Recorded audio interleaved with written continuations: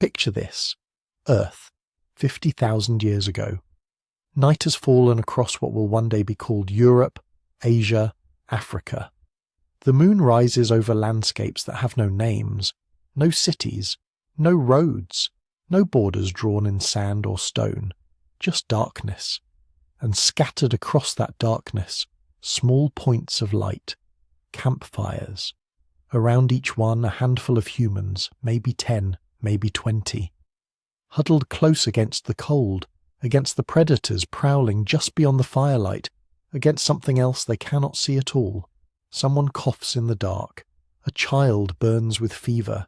An elder's wound festers despite the poultice of leaves and clay. By morning, one of them might not wake, and there is no priest to record it, no scribe to document it, no monument to mark the loss. It simply happens. Tonight we're travelling back to a time before memory became history, before humanity wrote anything down, before we built pyramids or temples, cities or civilizations. We're going back to an age when our species was still young, still struggling, still being shaped by forces we couldn't understand and enemies we couldn't see.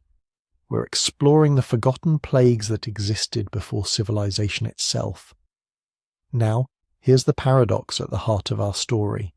Ask anyone what has shaped human history most profoundly, and they'll name empires, pharaohs and emperors, great wars and conquests, the pyramids of Egypt, the walls of Babylon, the Roman Colosseum standing in testament to human ambition and achievement.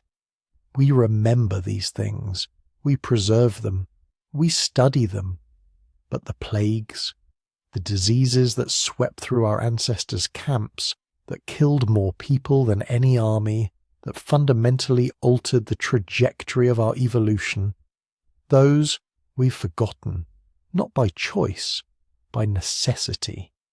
They happened before we could write them down, before we could build monuments to the dead, before we even had the language to describe what was killing us, and yet their fingerprints are everywhere, written not in clay tablets or stone inscriptions, but in our DNA, in our immune systems, in the very structure of human civilization itself.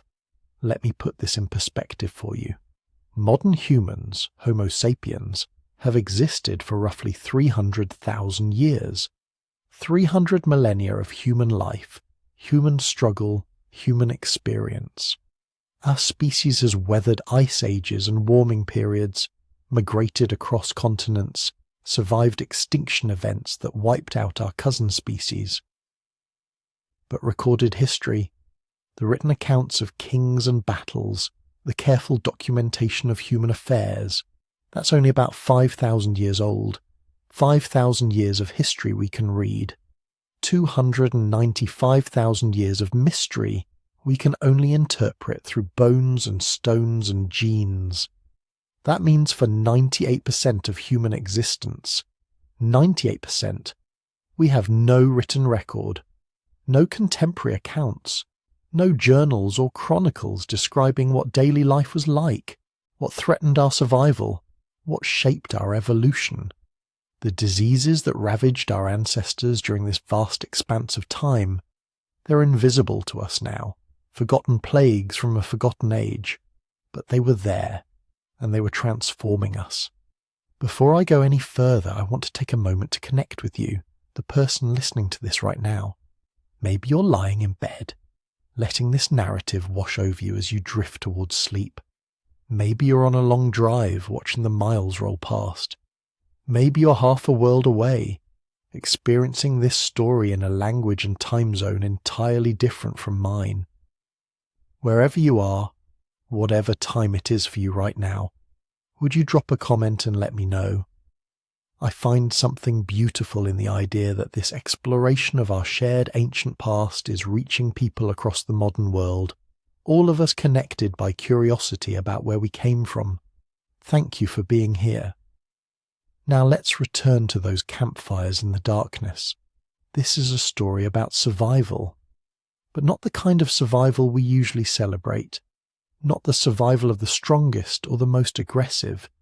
This is about the survival of the lucky, the resistant, those whose immune systems happen to produce the right antibodies at the right time, those whose genes contain some small variation that meant the difference between fever-breaking and fever-consuming. This is a story about evolution in its most brutal, intimate form. It's also a story about invisible forces. Our prehistoric ancestors couldn't see bacteria, couldn't conceive of viruses, had no understanding of parasites living in their blood, their guts, their very cells. They knew only the symptoms: fever, weakness, the slow drain of life from someone they loved. Imagine facing an enemy you cannot see, cannot fight, cannot escape. An enemy that strikes seemingly at random, taking the young and the old, the strong and the weak. No amount of courage or cunning helps. No weapon defends against it. It simply comes, and when it does, you can only hope. That was life before civilization. That was humanity's reality for nearly all of our existence. And what we're going to explore together is how these forgotten plagues, these ancient infections that existed in the shadows of prehistory, fundamentally shaped who we are today. How diseases changed our biology, how they influenced where we settled and how we lived, how they drove the very development of human culture, cooperation, and eventually civilization itself. We'll journey through time, starting with infections older than humanity itself, diseases we inherited from our primate ancestors, afflictions that were killing hominids before we even became fully human. We'll walk alongside Paleolithic hunter-gatherers, examining the plague landscape they navigated daily. We'll witness the Neolithic Revolution, the moment we domesticated plants and animals, and discover the terrible new diseases this gift of agriculture unleashed upon us. We'll explore the emergence of epidemic disease, born from our first permanent settlements. We'll confront the infections that left no trace, diseases that vanished without leaving a single mark on ancient bones, yet may have killed millions. And we'll discover something remarkable, that surviving these ancient plagues changed us, fundamentally. That we are, in very real ways, the descendants of those who endured when others fell. But we're getting ahead of ourselves. Let's start at the very beginning, before civilization, before agriculture, before we even left Africa. Let's start with a plague that's been with us for so long, it existed before we were fully human, before there was civilization, before there were cities or farms or even fire. There was disease. Long before the first human ever walked upright across an African savanna, our ancestors were already locked in a struggle for survival that had nothing to do with predators or climate or food. They were fighting invisible enemies, microscopic invaders that had been perfecting their craft for millions of years before anything resembling a human ever existed. These weren't the plagues of recorded history. No one wrote about them. No ancient text describes their symptoms. No tomb paintings depict their victims. And yet, they shaped us more profoundly than any war, any famine, any catastrophe in the historical record. Because these diseases didn't just kill our ancestors, they created us. Picture this. Somewhere between 6 and 8 million years ago, in the forests of what we'd now call Africa, a primate, not quite human, not quite chimpanzee, but ancestral to both, contracts a virus. It's a simple thing, really. A lesion appears, it heals, the creature survives. The virus remains dormant, woven into the genetic fabric of nerve cells, waiting. That virus? It's still with us, right now, today. We call it herpes simplex. And here's what makes this extraordinary. The genetic evidence suggests that this infection didn't happen to early humans. It happened to the common ancestor we share with chimpanzees, which means this virus has been riding along with our lineage for somewhere between 6 and 8 million years. Think about that scale for a moment. The pyramids are roughly 4,500 years old. The earliest cave paintings may be 40,000. The oldest stone tools we've found, about 3.3 million years old. Herpes simplex predates all of it. It was there before the genus Homo even existed, before Australopithecus walked upright, before any creature that could remotely be called human-like had evolved. This virus has witnessed our entire evolutionary journey, from tree-dwelling primates to spacefaring civilizations, all from its microscopic vantage point inside our nervous systems. And it's not alone. Rewind further, 50 million years ago. The world is almost unrecognizable. India hasn't collided with Asia yet. Antarctica is covered in forests. The creatures that will eventually become primates are tiny, shrew-like animals scurrying through tropical canopies. And in this ancient world, a parasite makes a jump, probably from a bird, possibly from a reptile. The exact origin remains debated, but what happens next is clear. Plasmodium, the parasite that causes malaria, finds a new home in early primates. For perspective, this is before apes existed, before monkeys as we'd recognize them existed, before the evolutionary split between New World and Old World primates. Malaria isn't just older than humanity, it's older than the entire primate lineage that would eventually produce humanity. 50 million years of coevolution. Think about what that means. Every generation of our ancestors, going back through countless species, countless evolutionary branches, countless forgotten forms of life, all of them dealt with malaria. Australopithecus dealt with malaria, Homo habilis dealt with malaria, Homo erectus dealt with malaria. Every hominid that ever stood upright, every proto-human that ever chipped a stone tool, every forgotten ancestor whose bones have long since turned to dust, they all carried the genetic scars of this parasite's relentless assault. And those scars, we still bear them. There's a genetic mutation called sickle cell trait. In regions where malaria is endemic, this mutation appears with startling frequency. Why? Because having one copy of the sickle cell gene provides significant protection against severe malaria. The cost is high. 2 copies cause sickle cell disease, a serious condition. But in malaria country, the evolutionary mathematics work out. Better a chance at disease than almost certain death from parasitic infection. This is what 50 million years of evolutionary pressure looks like, written in our DNA. A permanent reminder that we are in many ways products of the diseases that tried to kill us.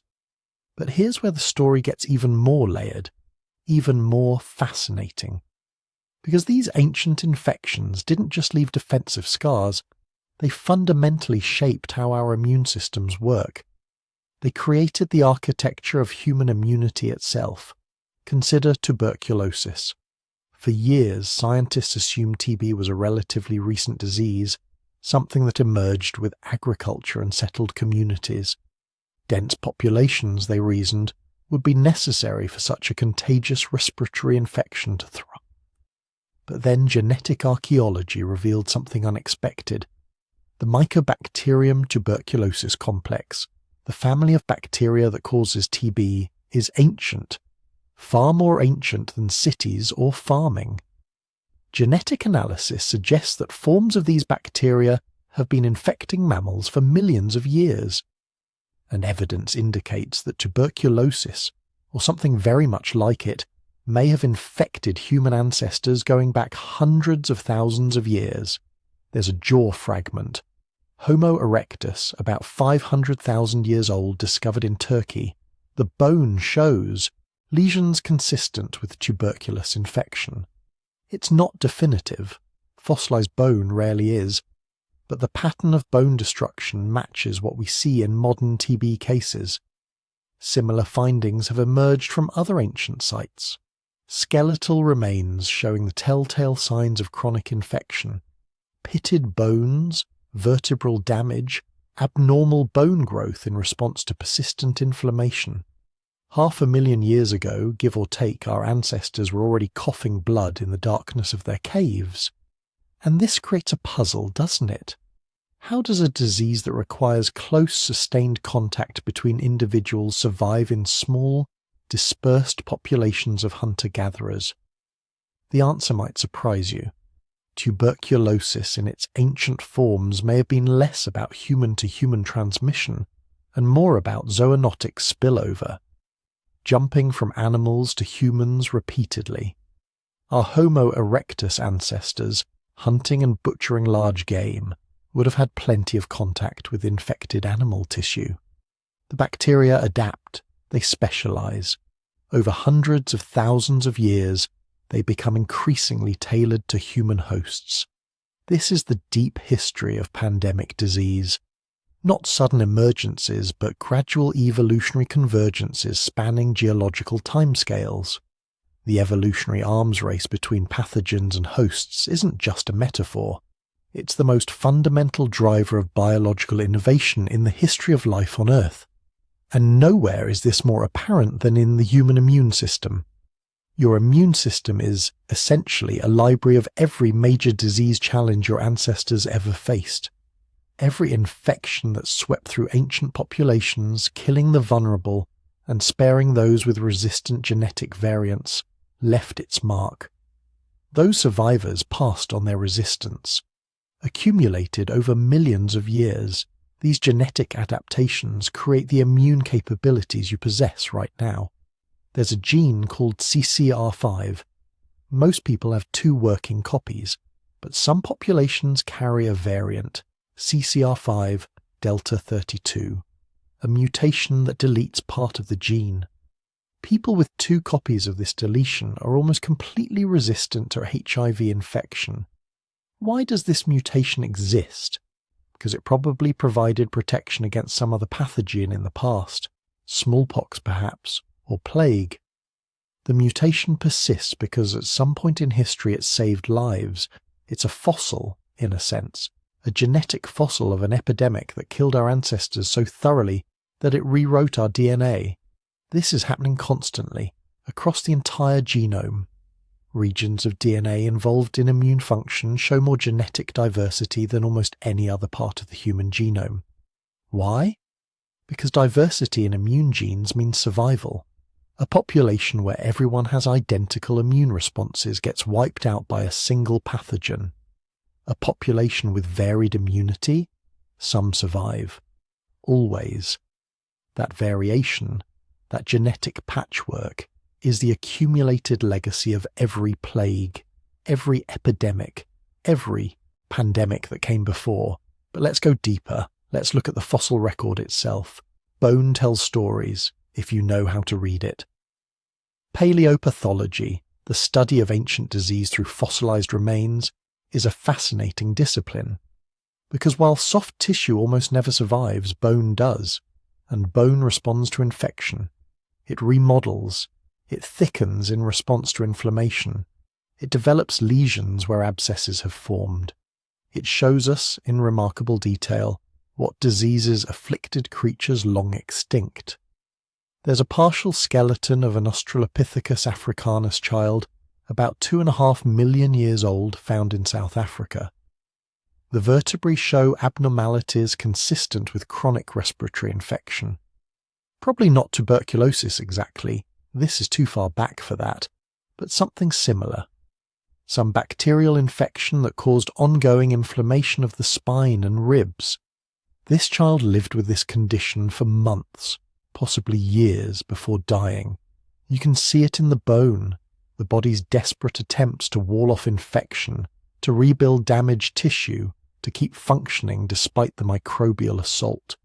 Another example, a Homo heidelbergensis skull from Spain, roughly 400,000 years old, showing signs of severe ear infection that penetrated into the bone. This individual survived long enough for the bone to begin healing, which tells us something important. They had social support. Someone cared for them through the acute phase of illness.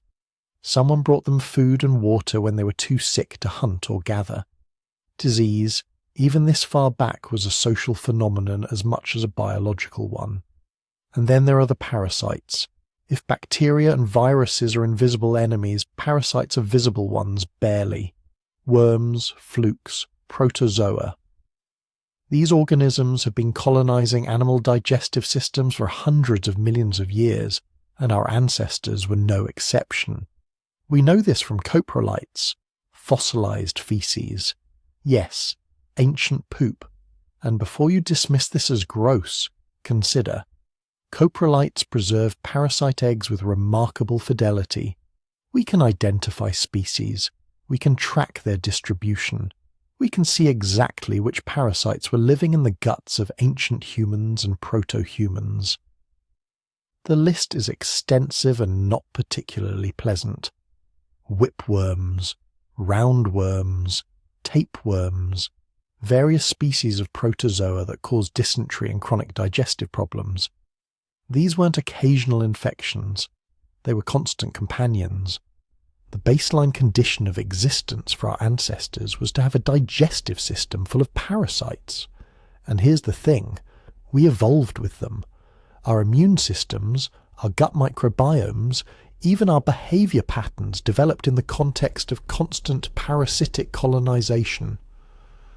There's a hypothesis in modern medicine called the hygiene hypothesis. The idea that some of our contemporary health problems, particularly autoimmune diseases and allergies, stem from living in environments that are too clean. Without the parasites and infections that historically trained our immune systems, those systems misfire, attacking harmless substances or even our own tissues. We are, in a very real sense, products of our parasites. But let's talk about how we know all this. Because none of it is written down, remember? There are no ancient medical texts describing malaria in Homo erectus, no cave paintings of tuberculosis symptoms. Everything we know comes from genetic archaeology, a field that didn't even exist 30 years ago. Here's how it works. Scientists extract DNA from ancient remains, sometimes human remains, sometimes bacterial or viral DNA preserved in those remains. They sequence it. Then they compare it to modern DNA, building evolutionary trees that show how genes have changed over time. The rate of genetic mutation acts like a molecular clock, allowing researchers to date when different lineages diverged. When you do this with pathogens, viruses, bacteria, parasites, you can trace back their evolutionary history. You can see when they jumped from one species to another. You can identify which genetic changes made them more infectious, more virulent, more deadly. You can, in essence, watch evolution happen in reverse, rewinding the tape to see where diseases came from. And what this reveals is stunning. Almost every major infectious disease we deal with today has roots that extend back tens of thousands, hundreds of thousands, sometimes millions of years. These aren't modern problems, they're ancient problems. Problems so old, so fundamental, that they've become part of what we are. Your immune system's ability to recognize and fight off infection, that's the accumulated legacy of countless ancestral deaths. Every fever response, every inflammatory cascade, every antibody production mechanism, these are solutions that evolution found to problems that killed our ancestors. You are alive because your distant forebears survived infections that killed their peers. Your genes are, quite literally, a highlight reel of epidemiological survival. There's something both humbling and empowering about that realization. Humbling because it reminds us how recent our supposed mastery over disease really is. For the vast majority of our evolutionary history, infection wasn't something we could treat or prevent. It was simply something we endured, died from often, survived sometimes, and the survivors became our ancestors, but empowering too, because we're still here, despite millions of years of microbial assault, despite parasites and bacteria and viruses that evolved alongside us specifically to exploit us. Despite epidemic after epidemic that swept through ancestral populations, we persisted, we adapted, we survived. Not through medicine, not through science or technology, through evolution itself, the slow, grinding process of genetic trial and error, playing out over thousands of generations, gradually crafting immune systems sophisticated enough to handle the microbial onslaught. And perhaps most fascinating of all, this process isn't finished. It's still happening, right now. Evolution doesn't stop just because we've developed antibiotics and vaccines. The selective pressure is different, certainly, but it continues.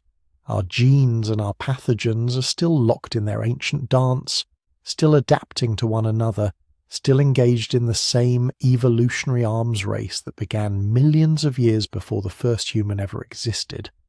So when we talk about diseases older than humanity, we're not just discussing historical curiosities. We're talking about the fundamental forces that shaped human biology. Every cell in your body, every molecule of DNA, every function of your immune system exists in its current form because of these ancient infections. We are quite literally built by disease, sculpted by it, defined by it. The viruses older than our species, the parasites that colonized our proto-human ancestors, the bacterial infections that killed countless forgotten relatives in the deep prehistoric past. These aren't just stories, they're our origin story. The narrative of how hairless apes became humans, written not in stone tools or cave art, but in the very fabric of our genome. And this is just the beginning. Because as profound as these ancestral infections were, they represent only the first chapter in humanity's relationship with disease. These were the pathogens we inherited from our pre-human past, the invisible passengers we carried with us as we evolved into something new. But then we did something unprecedented in the history of life on Earth. We changed how we lived. We developed tools, language, culture. We learned to control fire, to hunt cooperatively, to plan for the future. We became, in short, recognizably human. And as we did, we created entirely new opportunities for disease, new environments, new behaviors, new vulnerabilities. The ancient infections shaped us. But the diseases that came next, those we created ourselves. There's a romantic vision we hold about our ancient ancestors, the hunter-gatherers living in harmony with nature, strong, lean, free from the diseases of civilization, no diabetes, no heart disease, no cancer filling their days with suffering. Just pure, vigorous human existence beneath open skies. It's a beautiful image, and like most beautiful images of the past, it's only partly true. The Paleolithic world, that vast stretch of human history spanning from roughly 2.5 million years ago until about 12,000 years ago, wasn't a disease-free paradise. It was something more complex, more nuanced. The plagues that stalked our hunter-gatherer ancestors weren't the same ones that would later ravage agricultural civilizations, but they were there, silent, persistent, deadly in ways we were only beginning to understand. To grasp the disease landscape of the Paleolithic, we need to challenge a fundamental assumption. When we say hunter-gatherers were healthier than their farming descendants, and in many ways they were, what exactly do we mean by healthy? Yes, their bones show less evidence of nutritional deficiencies. Yes, they experience lower rates of the degenerative diseases we associate with modern life. But health isn't just the absence of chronic disease. It's survival. It's reaching adulthood. It's living long enough to have children and see them grow. And by those measures, the Paleolithic was brutal. Consider the mathematics of survival in these ancient populations. Hunter-gatherers lived in small bands, typically between 25 and 150 individuals, sometimes smaller during harsh seasons, sometimes slightly larger when resources permitted temporary gatherings. These weren't arbitrary numbers. They represented the optimal balance between resource availability and social cooperation that human groups could sustain through mobility. But here's what those numbers meant for disease. Every infection was personal. Every death was known. When illness struck a band of 30 people, losing 3 or 4 members wasn't a statistic. It was catastrophic. It was the loss of hunters, gatherers, knowledge keepers. It was the potential extinction of the group itself. The small population dynamics created a strange epidemiological environment. Many of the diseases we'll discuss later, the crowd diseases, the epidemic infections that require thousands of susceptible hosts to sustain transmission, these couldn't exist yet. Measles needs a population of at least 250,000 to persist. Smallpox requires tens of thousands. In a band of 50 people, these diseases would burn through the susceptible individuals and die out, leaving no one to carry them forward. So Paleolithic peoples were spared the great epidemic killers, for now. But they weren't spared from disease. They faced a different category entirely. The endemic infections, the constant companions, the infections that didn't need crowds. Start with the most immediate threat. Wounds. Every hunt was a negotiation with death, not just from large predators or dangerous prey, but from the consequences of even minor injuries. A spear thrust that goes slightly wrong and cuts the hunter's own leg. A defensive swipe from a wounded animal that tears open flesh. A fall while tracking prey across rocky terrain. An arrow wound received during conflict with a neighbouring band. In our world, these injuries mean a trip to the emergency room. Stitches, antibiotics, sterile bandages. In the Paleolithic, they meant something else entirely. Wound infections weren't just possible, they were probable.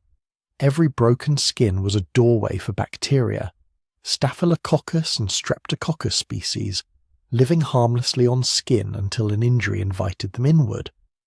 Once inside, these bacteria could cause localized abscesses, spreading infections or, most terrifyingly, sepsis. Sepsis, the body's overwhelming immune response to infection, causing inflammation to cascade through multiple organ systems.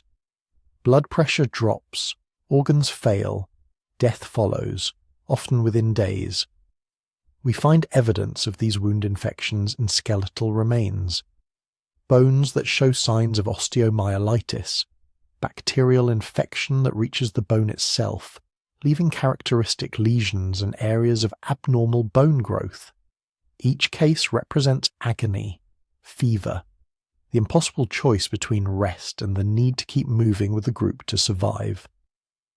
Archaeological sites across Europe, Africa and Asia reveal individuals who died with healing fractures, bones that were broken but beginning to mend. Many of these show signs of infection. The person survived the initial injury. They survived long enough for the bone to start knitting together. But they didn't survive the invisible invaders that turned their wound septic. And here's the cruel mathematics of it. Even a small injury could kill. A thorn that penetrates deep enough. A cut from butchering that introduces bacteria from the animal's intestines into human flesh. An infected blister from days of walking. In the absence of antibiotics, the mortality rate from serious wound infections likely range between 20 and 40%.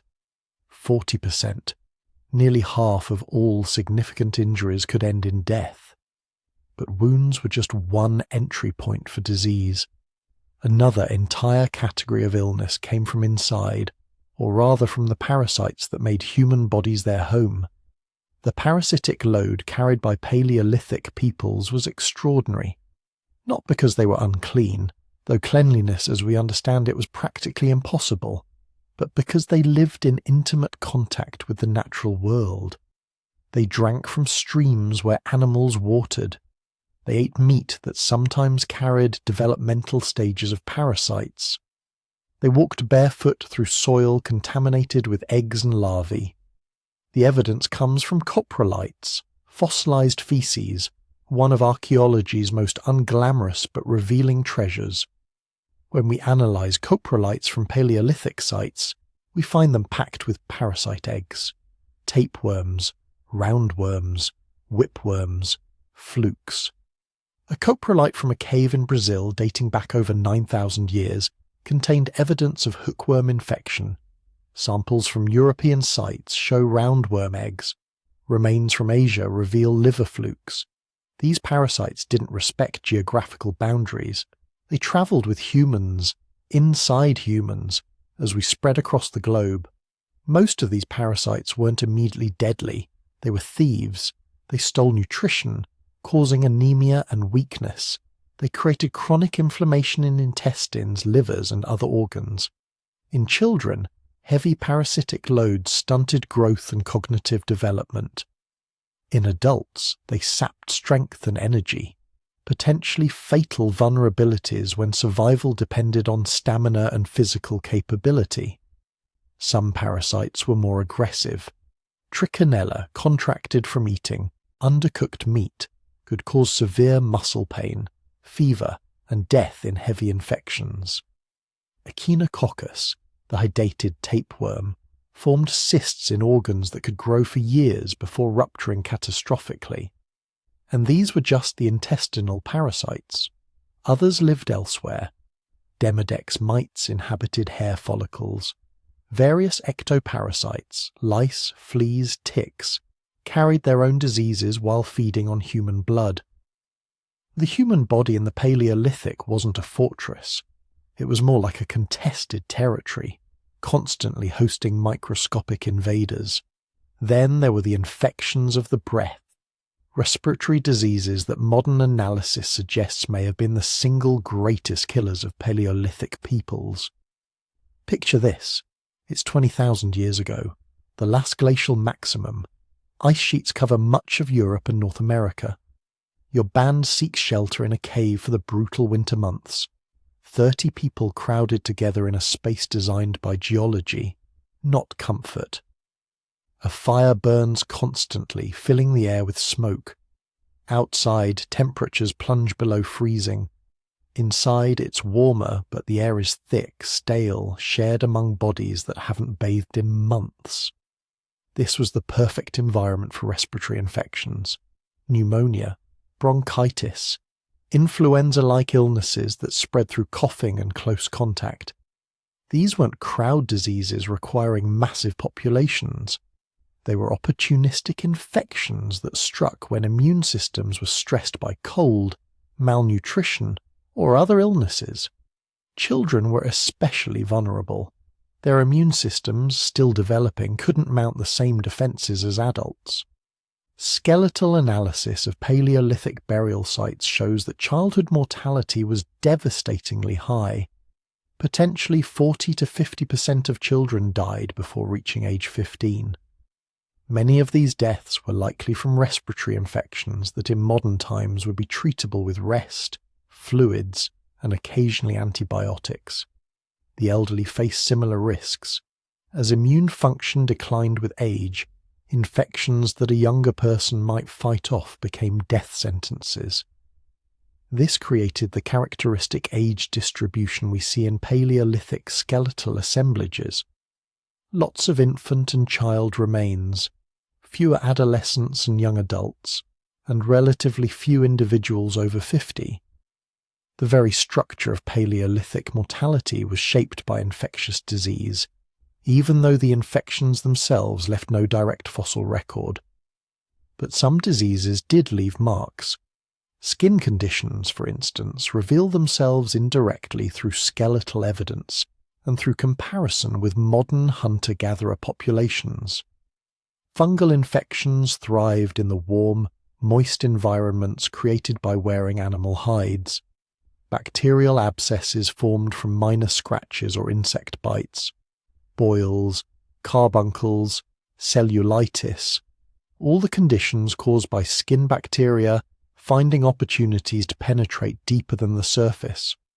Some of these infections were merely uncomfortable, others turned deadly.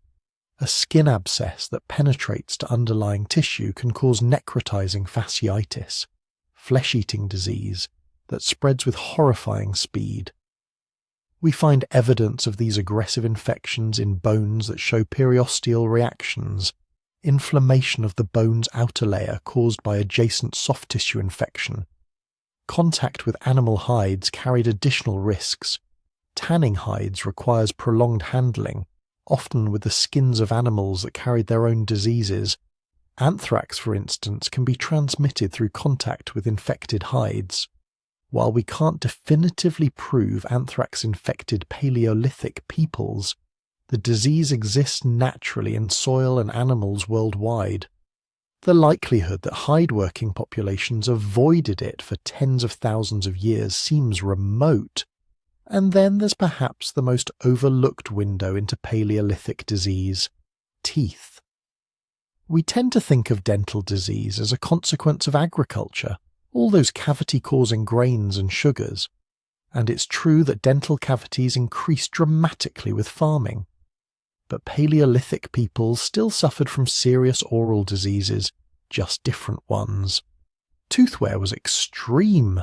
Decades of chewing meat, grinding plant materials and using teeth as tools to soften hides, hold objects while working, wore down enamel to the pulp. Once exposed, the pulp cavity became vulnerable to infection. Tooth abscesses in the Paleolithic were agonizing and common. We see them in skull after skull, holes in the jawbone where infection drained, areas of bone destruction where the body fought bacterial invasion.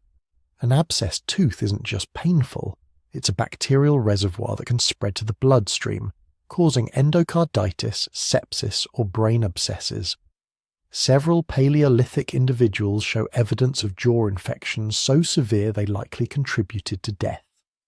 One skeleton from a site in Morocco, dating to about 15,000 years ago, shows massive bone destruction in the lower jaw, evidence of an infection that probably spread from a molar and consumed progressively more tissue until it became fatal.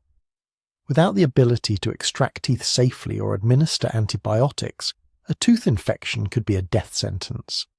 And tooth infections were unavoidable given the wear patterns and dietary stresses placed on Paleolithic dentition. But perhaps the most overlooked plague of the Paleolithic affected specifically half the population: childbirth.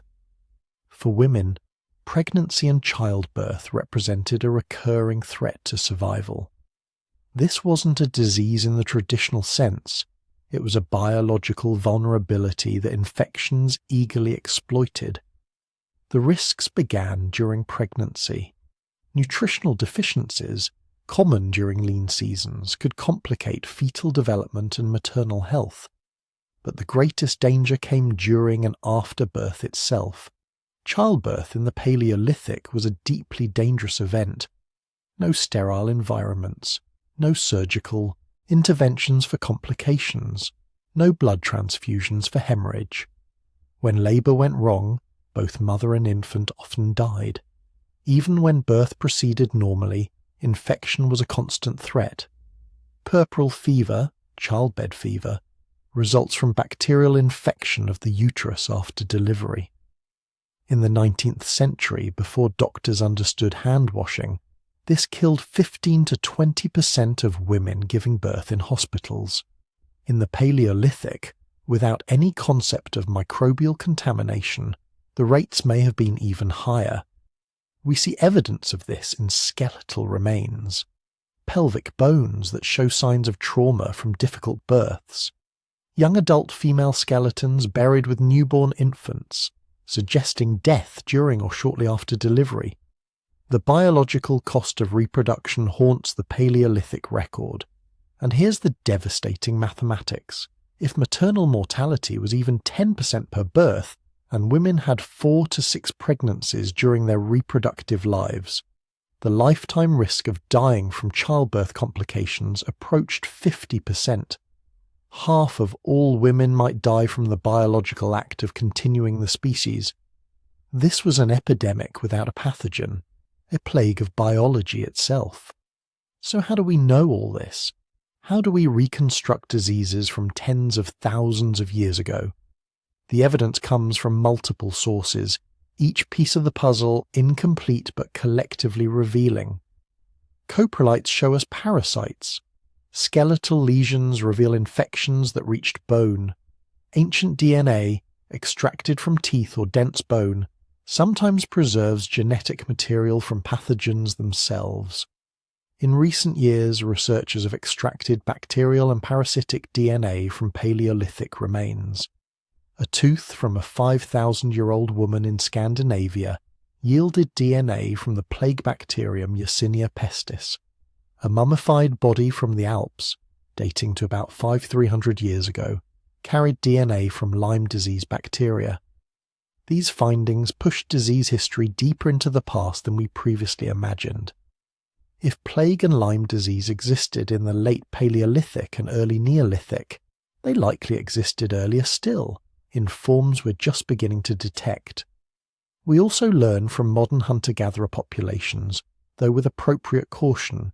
Contemporary groups aren't living fossils. They're modern people adapting to their own contemporary circumstances.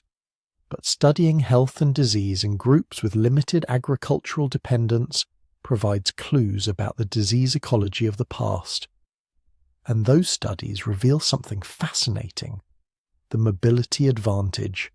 Hunter-gatherers moved, constantly, following game, tracking seasonal plants, avoiding resource depletion. This nomadic lifestyle had profound epidemiological consequences.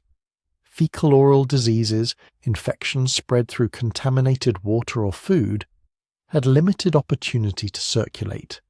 The band moved before waste accumulated enough to seriously contaminate water sources. They rarely stayed long enough in one place for parasite life cycles to complete and reinfect the same individuals. Epidemic diseases requiring sustained transmission chains couldn't maintain themselves. The population was too small, too dispersed.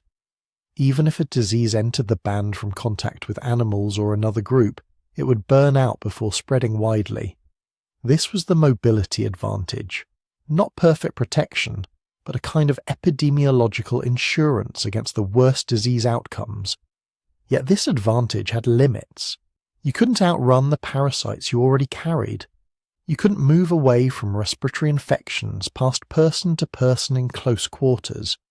You couldn't escape the bacteria that lived on your own skin, waiting for a wound to exploit. And mobility itself carried costs.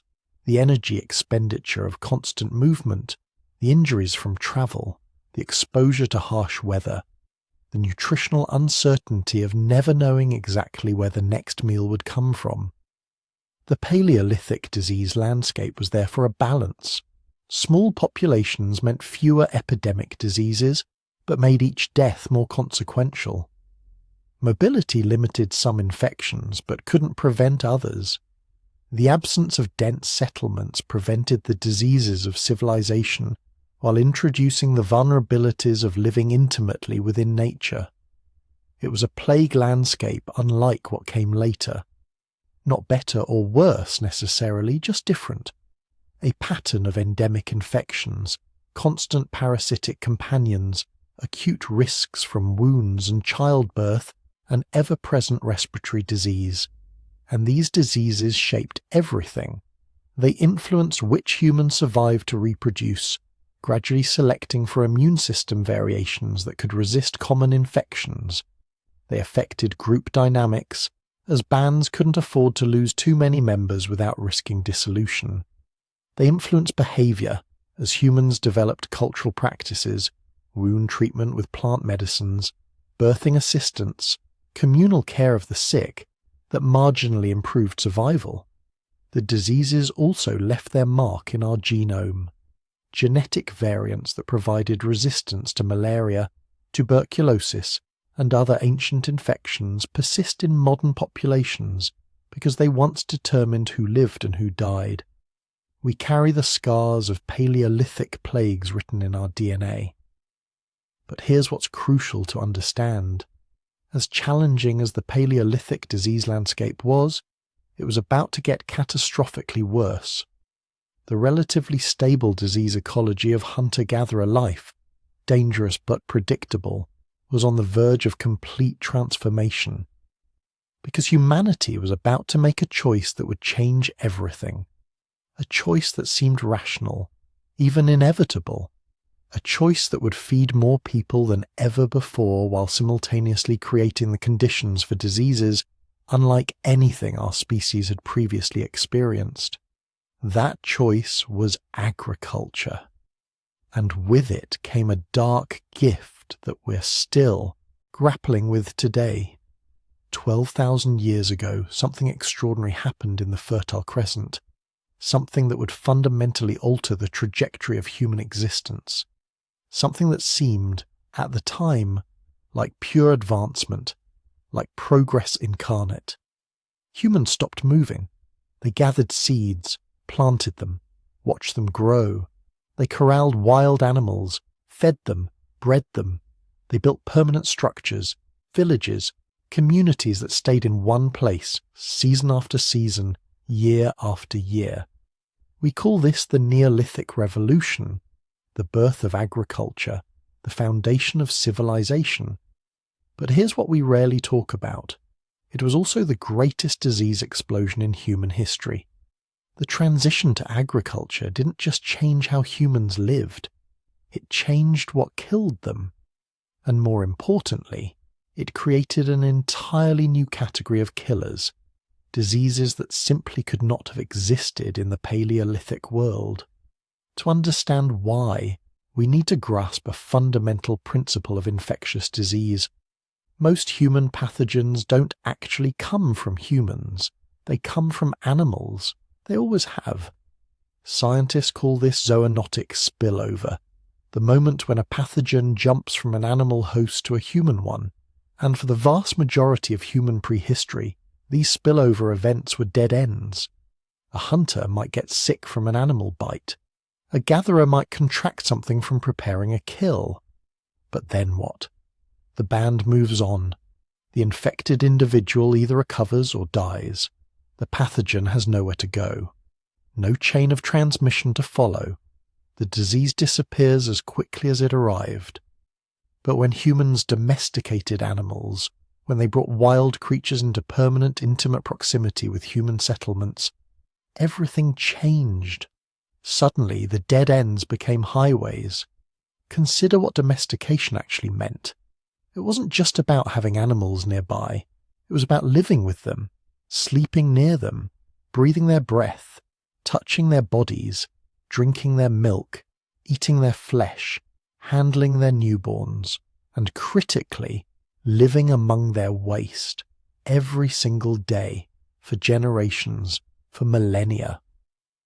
This created what epidemiologists call a species interface, a sustained contact zone where pathogens could repeatedly attempt the jump from animal to human. Most attempts failed, of course. Animal viruses are specifically adapted to animal physiology, animal immune systems, animal cellular machinery. But given enough time, enough attempts, enough mutation, enough evolutionary pressure, some succeeded. And when they did, they found themselves in paradise. Because for the first time in history, there were enough humans living close enough together for long enough to sustain permanent chains of transmission. The diseases that emerge from domestication are still with us today. You know their names. You've probably had some of them. Let's start with measles. Measles is one of the most contagious diseases known to medicine. Before vaccination, virtually every human being contracted it during childhood. It killed millions, blinded countless others, left survivors immune for life, but only after extracting a terrible toll. Where did it come from? Cattle. Specifically, measles evolved from rinderpest, a devastating disease of cattle that was finally eradicated in 2011.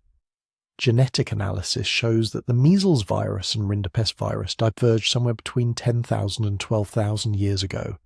That timing isn't coincidental. That's exactly when humans in the Fertile Crescent were domesticating cattle, bringing them into their settlements, milking them, slaughtering them, living in daily, intimate contact with them. At some point, probably multiple points, rinderpest jumped the species barrier. Most of those jumps led nowhere, but one lineage found purchase. It mutated, adapted, learned to recognize human cells, to evade human immune defenses, to transmit from human to human through respiratory droplets. Measles became human-specific. It became extraordinarily successful, and it required a specific population threshold to survive. Epidemiologists estimate you need a community of at least 250,000 to 500,000 people to maintain continuous measles transmission. In smaller populations, the virus burns through everyone susceptible and then dies out, with no hosts left to infect. Early agricultural villages couldn't sustain measles yet, but they were building toward that critical mass, slowly, inexorably, and measles wasn't alone. Influenza, the flu, has an even more complex origin story, one that involves not one, not two, but multiple species in a cascade of transmission that spans from the sky to the barn to the human body. The ultimate reservoir for influenza viruses is wild waterfowl, ducks, geese, shorebirds. These creatures harbour countless varieties of flu in their intestinal tracts, usually without getting sick themselves. For millions of years, these viruses circulated harmlessly in bird populations, occasionally jumping to other bird species but rarely threatening mammals. Then humans domesticated ducks and chickens and brought them into contact with pigs. Pigs are what virologists call mixing vessels. Their respiratory cells have receptors for both avian and mammalian flu viruses. When a pig gets infected with both types simultaneously, the viruses can swap genetic material, reassort their genes, creating entirely new hybrid strains. Some of those hybrids can infect humans. This is the chain. Waterfowl to domestic ducks to pigs to humans. A transmission cascade that simply could not exist without domestication, without humans deliberately creating the conditions for cross-species viral traffic. We're still living with the consequences. Every flu season, every pandemic flu, every H1N1, H5N1, H3N2 designation, those are all echoes of that original Neolithic bargain. The bargain we made when we decided to keep animals. But perhaps no disease born of domestication has shaped human history more profoundly than smallpox.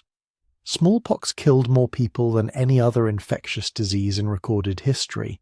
Hundreds of millions, possibly billions when you add up the millennia. It had a case fatality rate of 30%.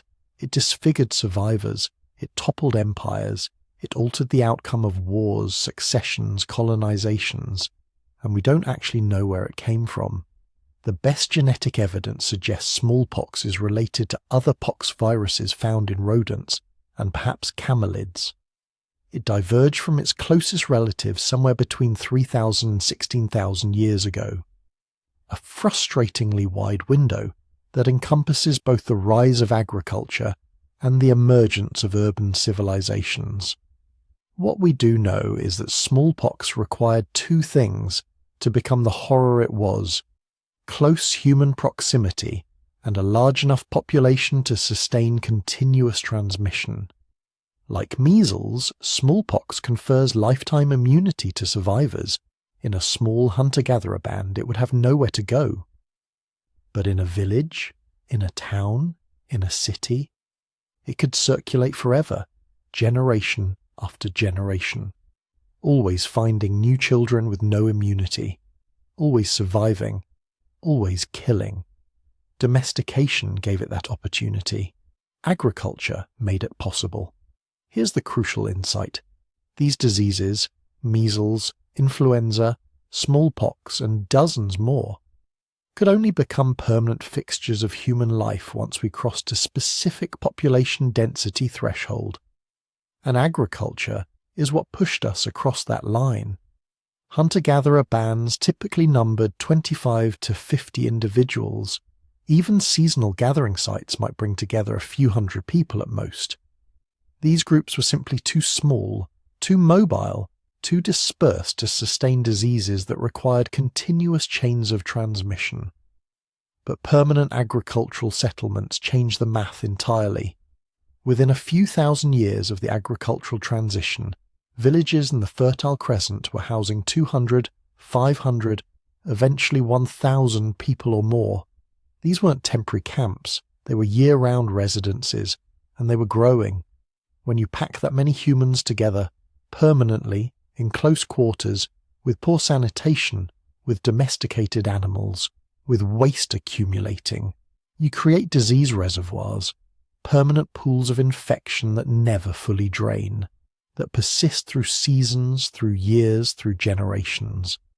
A child born into such a village was essentially guaranteed to be exposed to a battery of infectious diseases that no Paleolithic human ever faced. Measles, influenza, tuberculosis, which jumped from cattle around the same time, diphtheria, pertussis, and countless intestinal parasites and bacterial infections spread through contaminated water and food. This was the sanitation crisis that accompanied settlement. Imagine, really picture this, an early Neolithic village. Permanent mud, brick or wooden structures packed close together. Pens for cattle, pigs, sheep, goats, chickens integrated into the settlement or immediately adjacent. Human waste, animal waste, food storage attracting vermin. Limited water sources used for drinking, cooking and cleaning. No sewers, no waste management systems, no understanding of germ theory or hygiene. It was a pathogen paradise, an incubator for every bacterial, viral and parasitic disease that could exploit those conditions. And the human immune system, evolved for the relatively clean, mobile lifestyle of the Paleolithic, was utterly unprepared. The evidence is written in their bones. Skeletal remains from early agricultural populations tell a striking story, one that directly contradicts the triumphalist narrative of agricultural progress. Early farmers were, on average, several inches shorter than the hunter-gatherers they replaced. Their bones show more signs of nutritional deficiency, Harris lines, enamel hyperplasia, and other markers of childhood stress and malnutrition. Their teeth were worse, riddled with cavities from high carbohydrate diets. Their bones show higher rates of degenerative diseases, arthritis, and traumatic injuries from repetitive labour. And critically, their bones show more evidence of infectious disease, periosteal reactions indicating chronic infections, lesions consistent with tuberculosis, signs of anemia and metabolic disorders. By every measurable metric, early farmers were shorter, weaker, sicker, and more disease-prone than their hunter-gatherer ancestors. So why didn't they just stop? Why didn't they abandon agriculture and return to the supposedly healthier hunter-gatherer lifestyle? Because they couldn't. Agriculture is a trap, a one-way door. Once you commit to farming, once your population grows beyond what wild resources can support, once you've cleared the land and killed or driven off the game, once your knowledge of wild food sources atrophies over generations, there's no going back. And there's another factor we need to consider: grain storage. Agriculture meant storing food, harvesting once or twice a year and preserving enough to last until the next harvest. This was revolutionary. It enabled population growth, specialization, civilization itself. But stored grain has a problem. It attracts visitors, rodents, house mice, black rats. These creatures co-evolved with human agriculture, moving into human settlements specifically to exploit stored food, and they brought their own diseases with them: hantaviruses, leptospirosis, plague. Though that wouldn't reach its horrific potential until much later, when cities grew large enough and rat populations dense enough to sustain the bacterium Yersinia pestis. Insects, too. grain beetles, weevils, moths, all carrying their own potential pathogens and parasites. And then there were the fungi, moulds growing on stored grain, producing toxins, mycotoxins, that could poison entire communities, ergot on rye causing convulsions and hallucinations, aflatoxins causing liver damage and cancer. The grain that enabled civilization was also slowly poisoning the people who depended on it. Every aspect of the agricultural transition, every element that seemed like progress, settlement, domestication, food storage, population growth, came with a dark reflection, a pathogenic cost. And here's the profound, unsettling truth. Humanity didn't make this transition with eyes wide open. There was no conscious choice to accept disease in exchange for civilization. Our ancestors couldn't have known what they were unleashing. They just saw wild grain growing densely enough to harvest. They saw wild animals docile enough to herd. They saw an opportunity to stay in one place, to stop the endless movement, to build something permanent. The diseases came later, slowly, generation by generation, so gradually that no single generation could perceive the transformation. By the time the full epidemiological consequences became apparent, by the time villages were riddled with infectious disease and skeletal frames were shrinking from malnutrition, it was too late. The trap had closed. There's something almost tragic about this. The Neolithic Revolution wasn't some Eden we were expelled from. It was more like a door we walked through, only to find the handle on the other side didn't work. But it's more complex than simple tragedy, isn't it? Because agriculture also enabled everything that came after. Art, writing, science, medicine. All the achievements we associate with civilization arose from the surplus food and specialization that agriculture made possible. Even the medicine that would eventually conquer many of these diseases required the urban populations and social complexity that agriculture created. So maybe it's not tragedy, maybe it's just transformation, the kind that cuts both ways, the kind that costs something even as it builds something. What we can say with certainty is this: the Neolithic Revolution fundamentally and irreversibly changed humanity's relationship with disease. Before agriculture, infectious disease was primarily an occasional threat, an acute danger that flared and faded, individual deaths, but rarely existential threats to entire populations. After agriculture, infectious disease became endemic, a constant background hum of sickness and death, a force that shaped population dynamics, settlement patterns, social organization, and ultimately human evolution itself. Civilization and plague became inseparable. Two sides of the same coin. You couldn't have one without the other. This isn't some ancient history curiosity, by the way. This matters right now. The COVID-19 pandemic. That's the same pattern. A virus in bats making the jump to humans, possibly through an intermediate species, in a context of dense population and animal markets. It's the Neolithic Revolution playing out in real time. Avian flu, swine flu, MERS, SARS, all zoonotic, spillovers enabled by our continued close contact with domesticated and wild animals. We're still living in the epidemiological world that the Neolithic Revolution created. We've just gotten much, much better at managing it. But managing isn't the same as escaping. And before we could manage it, before sanitation, before germ theory, before antibiotics and vaccines, humanity had to survive it. Which brings us to another critical question. Because agriculture didn't just create new diseases, it created the perfect conditions for those diseases to spread beyond individual settlements, to move from village to village, to follow trade routes, to concentrate in larger and larger population centres. It created the conditions for the birth of something humanity had never experienced before. True epidemic disease. Here's what happened when humans stopped moving.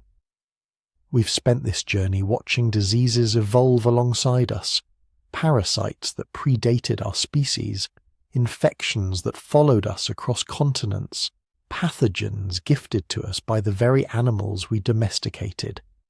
But now we arrive at perhaps the most devastating consequence of the Neolithic Revolution. One that required no new pathogen, no viral mutation, no animal intermediary. All it required was for humans to stay put. Picture a village in what is now southern Turkey, around 7000 BCE. 100 homes, maybe 500 people, mud brick walls plastered smooth with clay, grain stored in ceramic vessels, children playing between houses while their parents tend fields that stretch toward the horizon. From a distance, it looks like paradise achieved. Humanity's triumph over the uncertainty of nomadic life. Now step closer. The well at the village centre, the lifeline that made this settlement possible, sits barely 50 metres from where families dispose of their waste. Beneath your feet, invisible to anyone without microscopes or germ theory, groundwater slowly percolates through soil saturated with human feces. Bacteria flow in lazy underground rivers, following paths of least resistance, seeking the easiest downhill route. They find the well. Every bucket of water drawn from that well now carries thousands of pathogens: Vibrio cholerae, Salmonella typhi, Shigella dysenteriae, names that wouldn't be discovered for another 9,000 years, but consequences that manifested within days. A child drinks. Within hours, her intestines become a battlefield. Violent diarrhea begins, her small body losing fluids faster than her mother can provide them. The ancient bacterial assault that her hunter-gatherer ancestors rarely encountered, because they moved before contamination could concentrate, now finds her a stationary target. She is not alone. In the house next door, her playmate suffers the same fate. Across the village, 3 more children fall ill. By week's end, half the settlement has experienced some form of diarrheal illness. This is not tragedy. This is Tuesday. This is the settlement trap.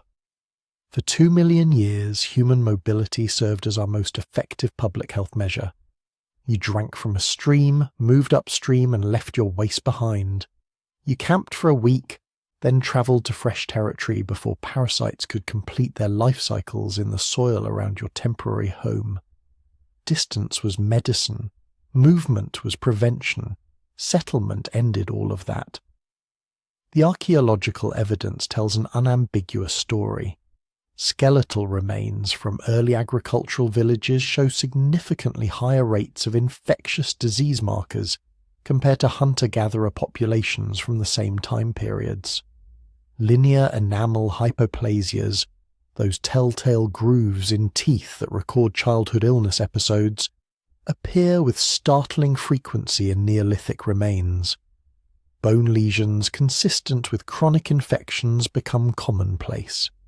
The data becomes even more striking when we examine parasite DNA recovered from ancient latrine sites.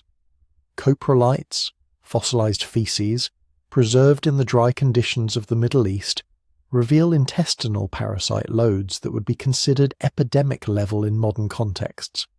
But here's where it gets truly fascinating in the darkest possible way. These people didn't experience this as an epidemic. An epidemic implies an unusual outbreak, a temporary crisis. What settled populations experienced was endemic disease, illness as a permanent feature of daily life. Waterborne disease became the background radiation of human civilization. Let's talk about what that actually means.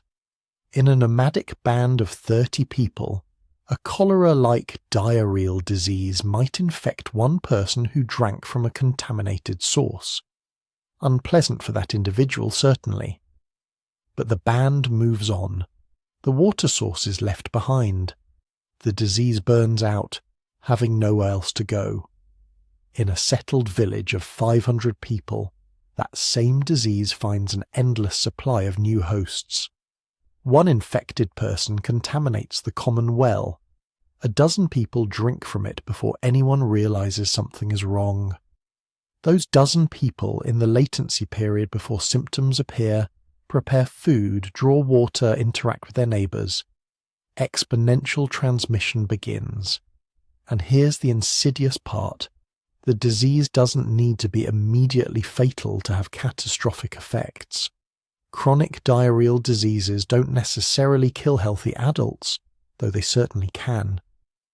What they do, reliably and devastatingly, is kill children. The childhood disease burden in early settlements must have been staggering. Archaeological evidence from multiple Neolithic sites reveals that up to 50% of children died before reaching age 5. 50%. Let that number settle in your mind. 1 out of every 2 children born in these first permanent settlements failed to survive early childhood. Waterborne illness was a primary culprit, but it wasn't acting alone. The well contamination cycle created a self-reinforcing trap that early settlers lacked the knowledge to escape. The logic was invisible to them. They needed water, so they dug wells. They needed to dispose of waste, so they designated areas outside their homes. They assumed, as any reasonable person without germ theory would, that earthen distance provided adequate separation. They were catastrophically wrong. Groundwater doesn't observe property boundaries or respect human intentions. It follows gravity and geology. In the flat river valleys where agriculture flourished, the same characteristics that made irrigation possible, water-saturated soil, high water tables, gentle slopes, ensured that contamination spread efficiently through the ground. Archaeological excavations at site after site reveal the same tragic pattern. At Çatalhöyük, a massive Neolithic settlement in southern Turkey, dating to 7100 BCE, researchers have uncovered a community of up to 8,000 people living in densely packed homes. The settlement existed for nearly 2,000 years, a staggering longevity that speaks to its inhabitants' resilience. But resilience came at a cost we can still measure in their bones. Çatalhöyük provides us with one of the most detailed windows into Neolithic public health, and the view is grim. The site's unusual architecture, homes built adjacent to one another with no streets, accessed by ladders through roof openings, created conditions ripe for disease transmission. Indoor cooking fires produced chronic smoke exposure. Skeletal remains show characteristic bone changes in nasal passages and sinuses, consistent with repeated respiratory infections. Imagine spending your entire life in a partially smoke-filled room, your lungs constantly irritated, your respiratory system chronically inflamed. Now add crowding. Multiple families sharing walls, limited ventilation. In winter, with roof openings sealed against cold, carbon monoxide concentrations must have been severe enough to cause chronic health effects. And then consider what happened when someone got sick. Respiratory diseases, tuberculosis, pneumonia, influenza-like infections, found ideal conditions for transmission. A cough in one home became an outbreak across a dozen homes within days. The very architecture designed to provide security and warmth became a disease incubator. But respiratory illness was only part of Çatalhöyük's disease burden. Like other Neolithic settlements, it faced the water contamination problem. Like other settlements, it created the perfect breeding grounds for vector-borne diseases. Let me explain what that means. Hunter-gatherers encountered mosquitoes, certainly, but they didn't create vast landscapes of standing water, ideal for mosquito reproduction. They didn't irrigate fields, dig ditches, create rice paddies, or field systems that, however unintentionally, became nurseries for disease vectors. Agricultural societies did all of those things. Malaria, caused by Plasmodium parasites, transmitted by Anopheles mosquitoes, probably infected humans long before agriculture. But it infected us sporadically, opportunistically, in scattered cases across the landscape. The transition to farming transformed malaria from an occasional infection to an endemic killer. Archaeological evidence supports this transition. Genetic studies of Plasmodium parasites reveal population expansions coinciding with the Neolithic period in multiple regions. The parasites diversified, specialized, and thrived as their human hosts created increasingly favorable conditions for their mosquito vectors. Consider the perfect storm of factors: irrigated fields providing still water, dense human populations providing abundant blood meals for mosquitoes, permanent housing allowing mosquitoes to rest safely between feedings, and, critically, the presence of young children with no prior immunity. Malaria, like many vector-borne diseases, hits hardest in early childhood. Adults who survive childhood exposure develop partial immunity, enough to prevent death, rarely enough to prevent infection entirely.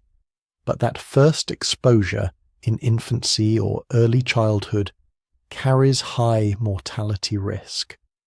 In a mobile hunter-gatherer band, a child might avoid mosquito exposure during critical vulnerable periods simply by being somewhere else. In a settled village, surrounded by irrigated fields, avoiding mosquito exposure was impossible. The same pattern repeated with other vector-borne diseases. Sandflies transmitting leishmaniasis found more victims. Tsetse flies, in African agricultural zones, had access to concentrated human populations. Fleas, which we'll encounter more dramatically in later periods, began the relationship with human settlements that would shape history. But we haven't yet addressed the most viscerally disturbing aspect of Neolithic public health: human waste management, or rather the complete failure thereof. Archaeological evidence from across the Neolithic world reveals something remarkable. These people lived with their waste in ways that would be unthinkable to us. Not because they were primitive or ignorant, but because they lacked a conceptual framework for understanding disease transmission. They could see filth, certainly. They could smell it. But they couldn't see pathogens. At site after site, excavations reveal living spaces contaminated with fecal material. At some settlements, trash pits and waste areas sit immediately adjacent to food storage. At others, evidence suggests that courtyards where children played also served as toilet areas. This wasn't stupidity. This was the logical outcome of humans creating permanent settlements faster than they could develop the infrastructure and knowledge to maintain them safely. The Romans, 4,000 years later, would develop sophisticated sewage systems and aqueducts. But in 7,000 BCE, in 6,000 BCE, in 5,000 BCE, humans were still figuring out the basic problems of sedentary life, and they were paying for it with their children's lives. The diseases we're discussing, cholera, typhoid, dysentery, diphtheria, pertussis, malaria, share a crucial characteristic. They're what epidemiologists call crowd diseases. They require dense populations to persist. Think about what that means epidemiologically. For a disease to remain endemic in a population, it needs a continuous supply of susceptible hosts. It needs to infect new people faster than old infections resolve or kill their hosts. A band of 30 hunter-gatherers doesn't provide that supply. There simply aren't enough people. A respiratory disease might infect everyone in the band within days, but then what? The disease has nowhere to go. It dies out. The survivors have immunity. Unless the band encounters another infected group, rare given low population densities, they're safe. A settlement of 500 people changes the equation entirely. At any given moment, there are newborns with no immunity, immigrants from other settlements bringing new pathogen variants, and enough people that disease transmission chains can sustain themselves indefinitely. Whooping cough, pertussis, provides a perfect example. It's caused by Bordetella pertussis bacteria and spreads through respiratory droplets. It's highly contagious, especially in the coughing phase when victims expel bacteria with every spasm. In a small nomadic group, pertussis would burn through the population and disappear. In a settled village, it could maintain a persistent cycle, infecting children, conferring temporary immunity, waiting until enough new susceptible children were born, then resurging, endemic, cyclical, inevitable. The same pattern holds for diphtheria, caused by Corynebacterium diphtheria. It forms a tough membrane across the throat, suffocating children who can't cough it loose. It requires populations of several thousand to maintain endemic circulation. Several thousand. That's the exact population size at which Neolithic settlements began arriving during the transition to agriculture. The diseases were waiting. They'd existed in animals, in environmental reservoirs, in scattered human cases, just waiting for us to create the conditions for epidemic spread. And we did. We created exactly those conditions. But here's where the story takes an unexpected turn. Because as devastating as this sounds, and it was devastating, make no mistake, humans didn't simply endure this disease burden passively. We evolved. Genetic evidence reveals rapid natural selection for disease resistance in agricultural populations, remarkably rapid, happening over hundreds of generations rather than thousands. Certain genetic variants, mutations that would have provided no particular advantage to hunter-gatherers, suddenly became highly advantageous. Variants affecting immune system function, inflammation response, gut barrier integrity. People carrying these variants survived childhood at higher rates. They reproduced more successfully. The genes spread. We can see this in modern DNA. Populations with longer agricultural histories show higher frequencies of certain disease resistance alleles. The effect is measurable, statistically significant, and directly traceable to the Neolithic disease burden. Some of these genetic adaptations came with trade-offs that still affect us today. That's a story for later in our journey. But for now, understand this. The disease catastrophe of settlement created evolutionary pressure strong enough to change human genetics in just a few thousand years. That's how intense the selection pressure was. Die young or carry the right genes. And there's one more factor we haven't yet addressed. One that turned individual settlement disease burdens into a connected network of epidemics, trade routes. Even in the Neolithic, humans didn't exist in isolation. Obsidian from central Turkey appears in sites hundreds of miles away. Shells from the Mediterranean reach inland settlements. Grain varieties spread from their domestication centres across entire regions. Where goods moved, pathogens followed. We tend to think of disease-spreading trade routes as a feature of later civilizations. The Silk Road bringing plague from Asia to Europe, Spanish conquistadors introducing smallpox to the Americas. But the principle was established thousands of years earlier. A trader from a settlement where a particular diarrheal disease was endemic travels to a neighbouring village where that specific pathogen hasn't yet appeared. The trader is immune, having survived childhood exposure. But they're still shedding bacteria in their feces. They use the local well. Contamination begins. Within weeks, the disease has established itself in its new location. Dozens of children fall ill. Some die. The survivors carry immunity. And when traders from that village travel elsewhere, they carry the disease with them. This wasn't rapid transmission by modern standards. It didn't spread with the speed of a commercial airline network, but it was transmission nonetheless. A slow-motion pandemic, spreading across the Neolithic world at walking speed and cart pace.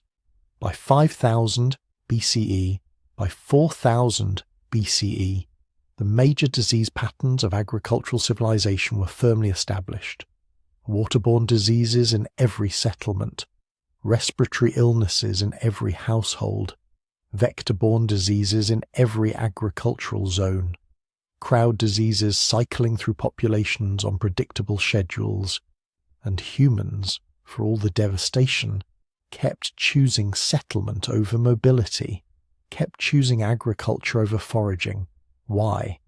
Because despite the disease burden, despite the childhood mortality, despite all the suffering we've catalogued, agriculture still provided advantages that outweighed the costs. More calories per acre meant more people. More people meant larger communities. Larger communities meant specialization, technology, art, culture. They didn't know they were sacrificing their children's health. They couldn't see the pathogens that made every well a lottery and every harvest season a potential epidemic. But they felt the consequences in every burial, every grave of a child who never reached their 5th birthday. The settlement trap had closed. Water had become a disease vector. Waste management had failed before anyone understood it was necessary. And humanity had crossed a threshold from which there was no return. We couldn't go back to hunting and gathering. The population density supported by agriculture meant there wasn't enough wild game left to support everyone. We'd burned that bridge. We'd committed ourselves to settlement, to agriculture, to endemic disease, before we understood what we were agreeing to. And the diseases were just getting started. Because as settled villages grew into towns, as towns grew into cities, as cities developed trade networks spanning continents, the disease burden would intensify beyond anything these first farmers could imagine. But that acceleration was still thousands of years away. For now, in the early Neolithic, humans were learning the hardest lesson of civilization. Proximity has a price. Dense populations create opportunities for trade, for culture, for technological advancement. They also create opportunities for pathogens. And in the eternal evolutionary race between humans and disease, the pathogens had just been handed an enormous advantage. The water was contaminated. The waste was everywhere. The vectors were breeding. The crowd diseases had found their crowds. But we're not done yet. Because some diseases, some of the most devastating, left almost no trace behind. Here's what archaeology doesn't show you. A young mother in a Neolithic village burning with fever. She's been sick for 3 days. Her infant cries beside her, hungry. By morning, she's gone. The fever, whatever it was, consumed her from within, ravaging organs, overwhelming her immune system, leaving her body to cool on a reed mat while her family wails. Fast forward 7,000 years. An archaeologist carefully brushes away millennia of soil from her skeleton. The bones are intact. The skull shows no trauma. The ribs are whole. The pelvis indicates she died shortly after giving birth. But the fever? The infection that killed her? The specific pathogen that ended her life at 23 years old? Vanished. Completely. As if it never existed. This is the archaeological invisibility problem, and it's one of the most profound challenges in understanding the disease burden of our ancestors. Because here's the unsettling truth. Most diseases that have plagued humanity since the beginning leave absolutely no trace on the only thing that survives: bone. Think about that for a moment. Everything we've discussed so far, tuberculosis, leprosy, syphilis, plague, these are the visible diseases. The ones that happen to leave their signatures in skeletal tissue. They're the ones we can diagnose with confidence millennia after death because they altered bone structure, caused distinctive lesions, or left characteristic patterns we can recognize. But they represent maybe 5 to 10% of the total disease burden our ancestors faced. The other 90%, gone, dissolved with soft tissue, departed with the last breath, lost to the relentless decay of organic matter. We're looking at prehistory through a keyhole, seeing only the tiniest fraction of the medical reality, and then trying to reconstruct the entire room from that limited view. Consider viral infections, influenza, measles, smallpox, viral hepatitis. These pathogens killed millions throughout human history. They continue killing today. But viruses work fast. They invade cells, hijack cellular machinery, replicate, spread, and either kill the host or get cleared by the immune system. All of this happens in soft tissue, in organs, in blood and lymph and mucous membranes. None of it touches bone. An influenza pandemic could sweep through a Paleolithic band, killing half the population in a matter of weeks. Entire families could be wiped out. But when archaeologists find their remains 5,000 years later, the skeletons tell no tales. There's no way to distinguish someone who died from a catastrophic viral infection from someone who died peacefully in their sleep. The same invisibility applies to most bacterial infections. Yes, tuberculosis can scar bones, but only in chronic cases, and only when the infection spreads beyond the lungs. But pneumonia, bacterial meningitis, septicemia, these acute bacterial killers destroyed countless lives without leaving a single mark on the skeleton. Picture a hunter in the Mesolithic period who cuts his foot on a sharp stone. The wound seems minor. But bacteria enter the bloodstream. Within days, sepsis sets in, fever spikes, blood pressure drops, organs begin to fail. He dies in agony, his body overwhelmed by systemic infection. His skeleton, when found, shows only healthy bone. The archaeologist might note his age at death, perhaps 35, and move on. The cause of death? Unknowable. The suffering? Unrecorded. The specific pathogen? Lost to time. And then there are parasites.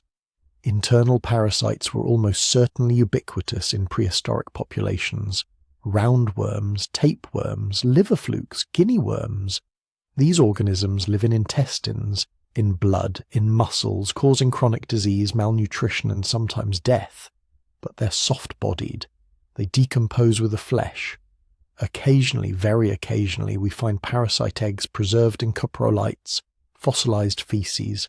But this is rare, extraordinarily rare. For every parasite infection we can identify, there were probably thousands we'll never know about.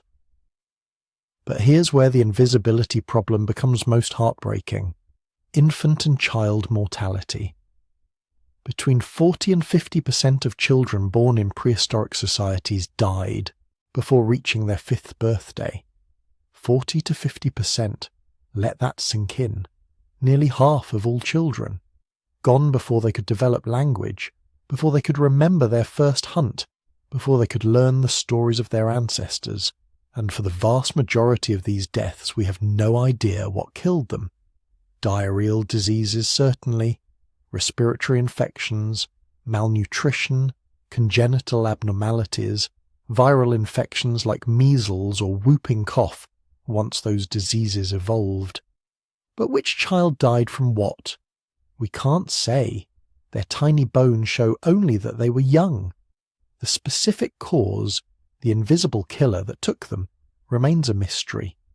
Even more troubling, young children's bones are fragile. They decompose faster than adult bones.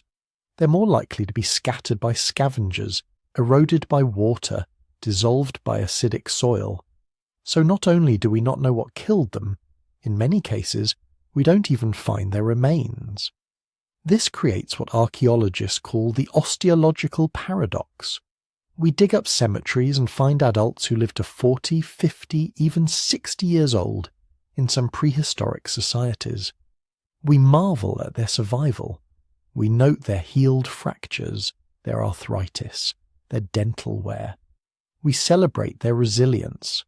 But we're only seeing the survivors, the ones who made it through the gauntlet of childhood, the ones whose immune systems proved robust enough, whose nutrition proved adequate enough, whose luck proved sufficient enough to reach adulthood.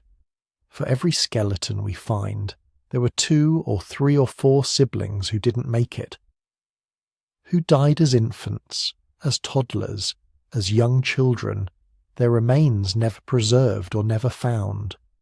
The cemetery shows us success stories. The invisible dead, the majority, remain silent. And then there's fever itself, this nebulous catch-all term that appears in historical records once writing emerges. He died of a fever. The fever took her. A burning fever swept through the village. But what was the fever? What pathogen caused it? Fever is a symptom, not a disease. It's the body's response to infection, a deliberate raising of core temperature to create a less hospitable environment for pathogens. But dozens, hundreds of different infections cause fever. Malaria, typhoid, typhus, dengue, yellow fever, septicemia from any number of bacteria, viral hemorrhagic fevers, influenza, pneumonia. In the historical period, when records exist, deaths attributed to fever are essentially diagnostic black boxes. We know people died from infection. We know they experienced elevated body temperature. Beyond that, speculation. And in prehistory, forget it. We can't even say fever with confidence. We can only say died and wonder what invisible killer did the job. The distinction between endemic and epidemic diseases adds another layer to this invisibility. Endemic diseases are always present, killing steadily, predictably, year after year. Epidemic diseases sweep through in devastating waves, then disappear, sometimes for generations. The archaeological record has an easier time detecting epidemics. Mass graves, clusters of deaths in a short time frame, sudden population collapse. These leave signals we can detect, patterns that suggest catastrophe. But endemic diseases, the ones that just steadily claim children, the elderly, the immunocompromised, these blend into the background. A death here, a death there, nothing dramatic, nothing sudden, just the constant grinding toll of pathogens that had settled into human populations and fed on us like farmers harvesting crops. Malaria, in regions where it was endemic, probably killed more humans over the course of history than any other single disease. But unless malaria is chronic and severe enough to cause bone changes, and that's rare, it's invisible in the archaeological record. We infer its presence from geography, from climate, from historical records when they exist, but direct evidence? Scarce. Then there are the nutritional deficiency diseases. Scurvy, caused by lack of vitamin C. Rickets, caused by lack of vitamin D. Pellagra, caused by niacin deficiency. Beriberi, from thiamine deficiency. Kwashiorkor, from protein malnutrition. These were hidden plagues, less dramatic than infectious epidemics, but just as deadly. And they were especially common in populations that had transitioned to agriculture, that relied heavily on single crops, that lived in conditions where nutritional diversity was limited.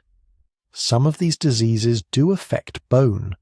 Rickets causes characteristic bowing of the legs, deformation of the ribs, a distinctive skull shape. But others, like scurvy, work primarily on soft tissue, destroying collagen, causing hemorrhaging, loosening teeth. By the time someone dies from scurvy, their skeleton might look relatively normal, especially if they were adult when they died and their bone formation was already complete. And here's the twist. Nutritional deficiencies often work in concert with infections. A malnourished person has a weakened immune system. They're more susceptible to infectious disease. They're more likely to die from infections that a well-nourished person would survive. So what killed them? The malnutrition? The infection? Both? How do we tease apart cause and effect when all the evidence is decomposed? We can't. Not reliably. Mental illness and neurological disease present their own archaeological enigma. We have evidence, limited, tantalizing, frustrating evidence, that our ancestors suffered from conditions we might recognize today. Trepanation, the deliberate drilling or scraping of holes in the skull, has been found in prehistoric remains from multiple continents. Some of these individuals survived the procedure, their skulls showing signs of healing. Why did they do this? One theory suggests treatment for head trauma, removing bone fragments or relieving pressure from bleeding. Another suggests a spiritual or ritual purpose, creating a portal for spirits or demons. But a third theory, equally plausible, suggests medical treatment for neurological symptoms, severe headaches, seizures, behavioral disturbances. Infections like encephalitis and meningitis can cause inflammation of the brain and its protective membranes. The symptoms are dramatic: confusion, seizures, altered consciousness, sometimes permanent neurological damage. These infections are usually acute, often fatal, and they leave no mark on bone unless there's secondary infection of the skull itself, which is rare. Did prehistoric peoples drill holes in skulls trying to treat these infections, to release pressure, to let out the bad spirits causing the symptoms? We don't know. We can see the holes. We can see the survival rates, surprisingly high in some populations, suggesting skill and perhaps some efficacy. But the original symptoms, the underlying conditions, speculation. Other neurological conditions, epilepsy, migraine, psychosis, might have existed then as they do now, some caused by genetic factors, others by infections, trauma, or metabolic disorders. But how would we know? Behavior doesn't fossilize. The inner experience of a prehistoric person with schizophrenia or severe depression remains completely inaccessible to us. And then there's childbirth. For most of human history, giving birth was one of the most dangerous things a woman could do.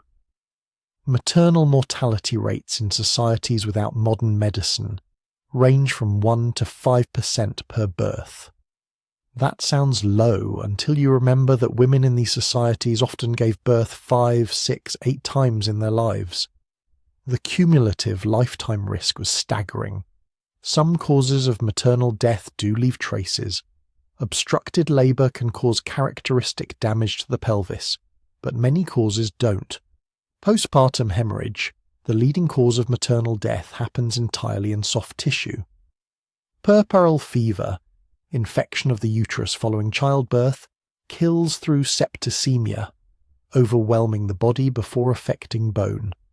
We find skeletons of young women, sometimes with fetal remains still in the pelvis, evidence of death during childbirth.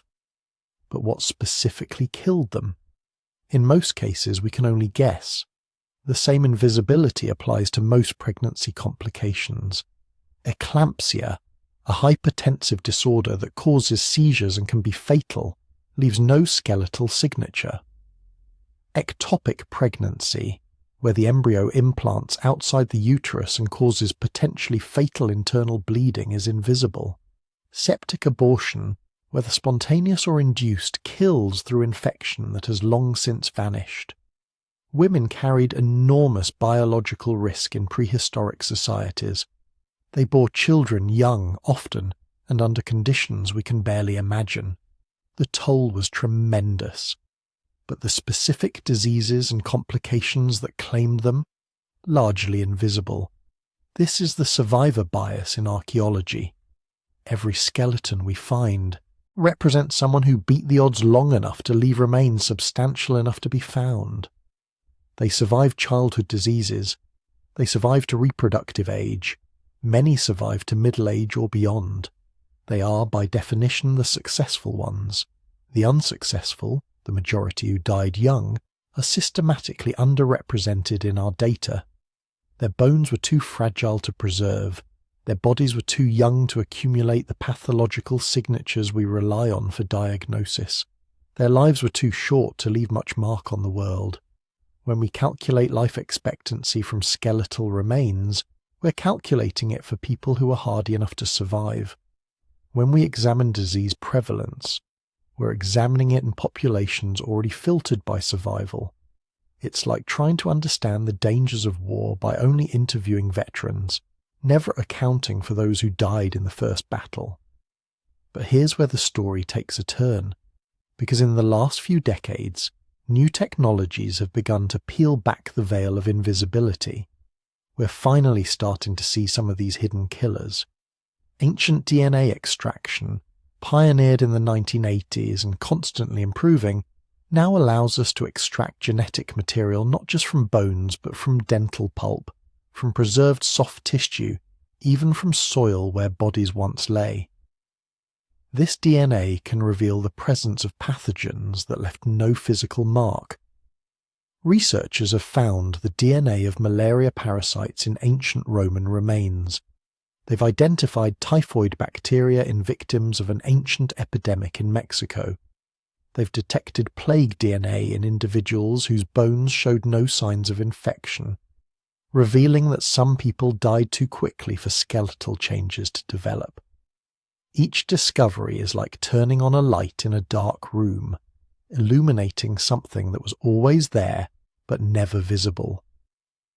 Isotope analysis, which examines the ratios of different atomic forms in bone and teeth, reveals dietary patterns, migration histories, and nutritional stress. We can see periods of malnutrition, even if the specific deficiency disease isn't evident. We can track weaning patterns and identify children who struggled with inadequate nutrition during crucial developmental windows. Protein residue analysis can sometimes detect remnants of pathogens or immune responses in ancient tissues. It's incredibly difficult. Proteins degrade even faster than DNA, but when it works, it provides another window into invisible diseases. These techniques are expensive, time-consuming. They require sophisticated equipment and expertise. They can only be applied to a small fraction of ancient remains, but they're revolutionizing our understanding. Each study reveals that prehistory was even more medically complex than we thought, that the disease burden was even heavier, that survival was even more remarkable. We're beginning to detect respiratory infections, intestinal pathogens, blood-borne diseases that never touched bone.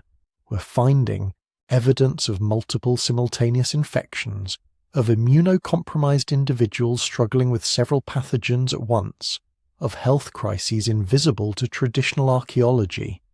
And with each discovery, the invisible becomes slightly more visible. The silent dead begin to speak. But even with these advances, we're still seeing only a fraction of the total picture. For every pathogen we detect through ancient DNA, there are probably 10 we miss. For every nutritional deficiency we identify through isotopes, there are probably 5 more we can't distinguish.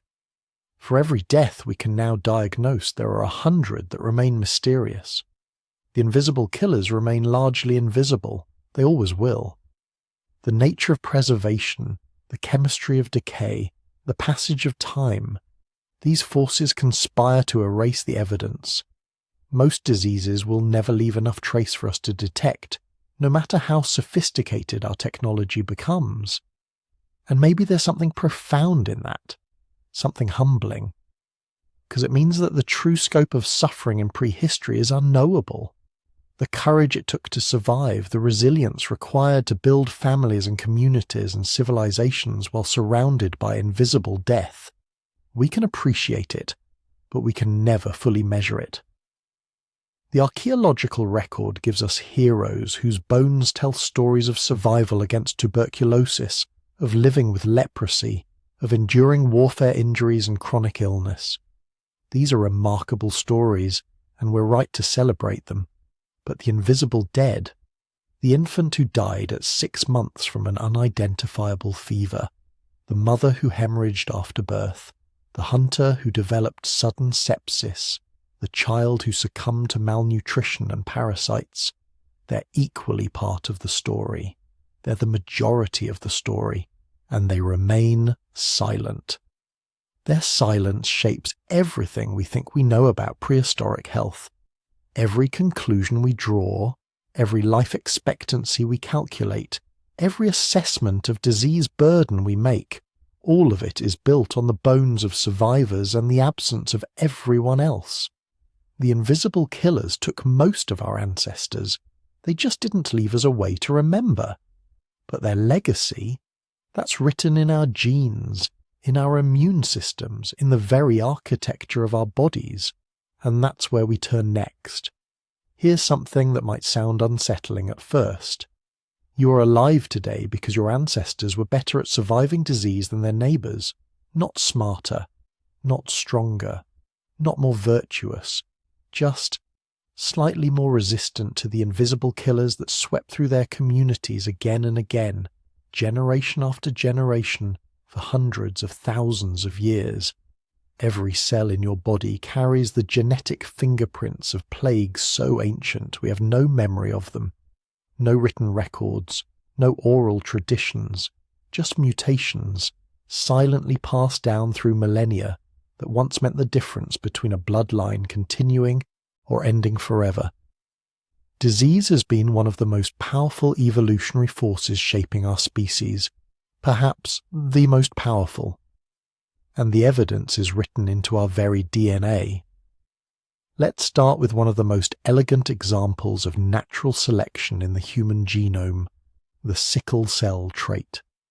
In many parts of sub-Saharan Africa, the Mediterranean and South Asia, a surprisingly large percentage of the population carries a genetic mutation that alters the shape of their red blood cells. If you inherit this mutation from both parents, you develop sickle cell disease, a serious, often fatal condition where misshapen blood cells clog vessels and cause excruciating pain. By every logical calculation, natural selection should have eliminated this mutation entirely. It causes suffering, it reduces reproductive success, it kills, and yet it persists. In some regions, up to 40% of the population carries at least one copy of the sickle cell gene. Why? Because if you inherit just one copy, not two, but one, you gain something remarkable, substantial protection against malaria. The malaria parasite needs healthy, normal red blood cells to reproduce. The slightly abnormal cells produced by carriers of the sickle cell trait are hostile environments for the parasite. Not perfect protection, but significant. Enough to tip the scales. In regions where malaria has been endemic for thousands of years, children with one copy of the sickle cell gene were more likely to survive to adulthood, more likely to have children of their own, more likely to pass on their genes. The mutation that kills in double dose saves lives in single dose. A brutal calculation, but evolution doesn't optimize for individual happiness. It optimizes for survival of the lineage. This is natural selection in action. This is disease reshaping humanity at the genetic level. And sickle cell is just the beginning. Consider another mutation, CCR5 delta 32. This genetic variant, found primarily in people of European descent, provides resistance to certain viral infections, most famously HIV. People with two copies of this mutation are virtually immune to most strains of the virus. But HIV only emerged in the human population in the 20th century. So why would a resistance mutation already exist in up to 10% of Northern Europeans? The answer appears to lie much further back in history. Researchers suspect that CCR5 delta 32 provided protection against an earlier plague, possibly bubonic plague, possibly smallpox, possibly something else entirely that swept through European populations centuries or millennia ago. The people who carried this mutation survived, their neighbours did not, and so the mutation spread, increasing in frequency with each epidemic until it became common in the descendant populations. We carry in our genes the ghost of plagues we can no longer name. But here's where the story becomes even more fascinating. The relationship between humans and pathogens isn't simply one of resistance and vulnerability. It's more complex, more nuanced. You've probably heard of the hygiene hypothesis, the idea that modern sanitary conditions, while reducing infectious disease, may be contributing to the rise in allergies and autoimmune disorders. The thinking goes like this. For most of human history, our immune systems were in constant training. Exposed to parasites, bacteria, viruses, and all manner of pathogens from birth, Our immune systems learn to distinguish real threats from harmless environmental triggers.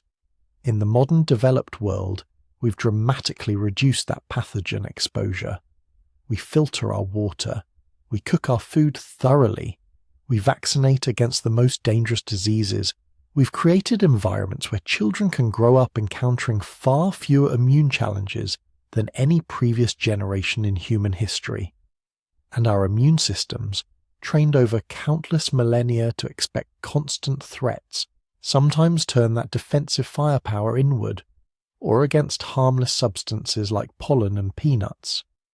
The immune system that kept your ancestors alive in a world teeming with parasites and infections may be poorly calibrated for a world of hand sanitizer and antibiotics. We're discovering that we're not simply victims of ancient diseases. We are in many ways products of them, shaped by them, defined by them. Consider the genetic bottleneck that appears in our DNA around 70,000 years ago. By analysing genetic diversity in modern human populations and working backward, geneticists have concluded that at some point in the late Pleistocene, the entire human population crashed to perhaps as few as 10,000 individuals, maybe even fewer, 10,000 people in the entire world. For perspective, that's roughly the population of a small town. The entire genetic diversity of the 8 billion humans alive today traces back through a population that could have fit inside a modest sports stadium. What caused this near-extinction event? The leading theories include volcanic eruption, climate catastrophe, or mega-drought. But disease is also a strong candidate, a pathogen that spread through interconnected human populations, killing most who encountered it, leaving only isolated pockets of survivors who happened to carry some genetic protection. We don't know what this disease was. We may never know. But we do know that everyone alive today is descended from the people who survived it. You exist because your ancestors, tens of thousands of years ago, had the right mutations at the right time. And these disease-driven adaptations extend into areas you might not expect. Take skin colour, for instance. We typically think of the evolution of different skin pigmentations in terms of latitude, sunlight, and vitamin D production. The further from the equator human populations migrated, the lighter their skin became to maximise vitamin D synthesis in regions with less intense sunlight. That's the standard story, and it's basically correct. But there's more to it. Vitamin D isn't just about bone health. It plays a crucial role in immune function. People with vitamin D deficiency are more susceptible to certain infections, particularly tuberculosis. In regions where TB was endemic, the ability to produce adequate vitamin D could have been a matter of life and death. Similarly, darker skin provides protection not just against UV radiation and skin cancer, but potentially against certain tropical diseases where the pathogen is sensitive to melanin, or where UV-related skin damage creates entry points for infection. Skin colour evolution isn't just about adapting to sunlight, it's also potentially about adapting to the disease ecology of different environments. The evolutionary pressure of disease has left its mark on virtually every aspect of human biology. Perhaps nowhere is this more evident than in the HLA system. HLA, human leukocyte antigen, refers to a group of genes that help your immune system distinguish between your own cells and foreign invaders. These genes are extraordinarily diverse, more variable than almost any other region of the human genome. Why? Because pathogens evolve rapidly. A virus or bacteria that can evade one person's immune recognition might be detected by someone with slightly different HLA genes. Over millions of years, fighting countless pathogens, human populations maintained maximum diversity in these immune genes. If everyone had the same HLA type, a single pathogen could potentially wipe out the entire species. Diversity in the HLA system is our insurance policy against extinction. When you look at the staggering variation in HLA genes across human populations, you're seeing the genetic record of countless plagues, epidemics, and individual infections stretching back before our species even fully emerged. And some of that protection didn't even originate with our species. This is where the story takes a truly unexpected turn. When modern humans migrated out of Africa roughly 70,000 years ago, they encountered other human species that had already been living in Europe and Asia for hundreds of thousands of years. Neanderthals in Europe and Western Asia, Denisovans in Eastern Asia. We used to think these encounters ended in simple replacement, modern humans outcompeting and displacing these archaic human populations. But genetic analysis has revealed something more complex. They interbred. Most people of non-African descent carry between 1 and 4% Neanderthal DNA. People of Melanesian and Australian Aboriginal descent carry Denisovan DNA as well. And here's the remarkable part. A significant portion of the archaic human DNA that persists in modern populations is in genes related to immune function. Neanderthals and Denisovans had been living in Eurasia for hundreds of thousands of years before modern humans arrived. They'd encountered pathogens, adapted to them, evolved, resistance to them. When our ancestors arrived from Africa, they encountered disease environments they'd never experienced before. The small amount of interbreeding that occurred gave modern humans access to immune adaptations that had taken hundreds of thousands of years to develop in those environments. Genes for recognizing and fighting local pathogens, already tested and refined by natural selection in Neanderthal and Denisovan populations. This wasn't accidental. The fact that immune genes from archaic humans have persisted while most of their other genetic contributions have been diluted or eliminated suggests that natural selection actively favored keeping these particular sequences. Your immune system may literally be fighting infections using strategies invented by extinct species of humans. Even something as seemingly simple as drinking milk tells a story of disease and adaptation. Most mammals, including most humans throughout history, lose the ability to digest lactose, the sugar in milk, after weaning. The gene that produces lactase, the enzyme that breaks down lactose, switches off in childhood. But in several human populations, particularly those with long histories of cattle herding in Northern Europe, East Africa, and parts of the Middle East, a mutation arose that keeps the lactase gene active into adulthood. This lactase persistence mutation appeared relatively recently in evolutionary terms within the last 10,000 years and spread with extraordinary speed. In some populations, it went from non-existent to nearly universal in just a few thousand years. That's remarkably fast for natural selection. It suggests intense selective pressure. Why? The conventional explanation focuses on nutrition. Populations that could digest milk into adulthood had access to a reliable source of calories and nutrients that could sustain them through famines and seasonal food shortages. But there's potentially more to the story. Milk provides not just calories, but crucial nutrients that support immune function, particularly during childhood, when infectious disease was a leading cause of death.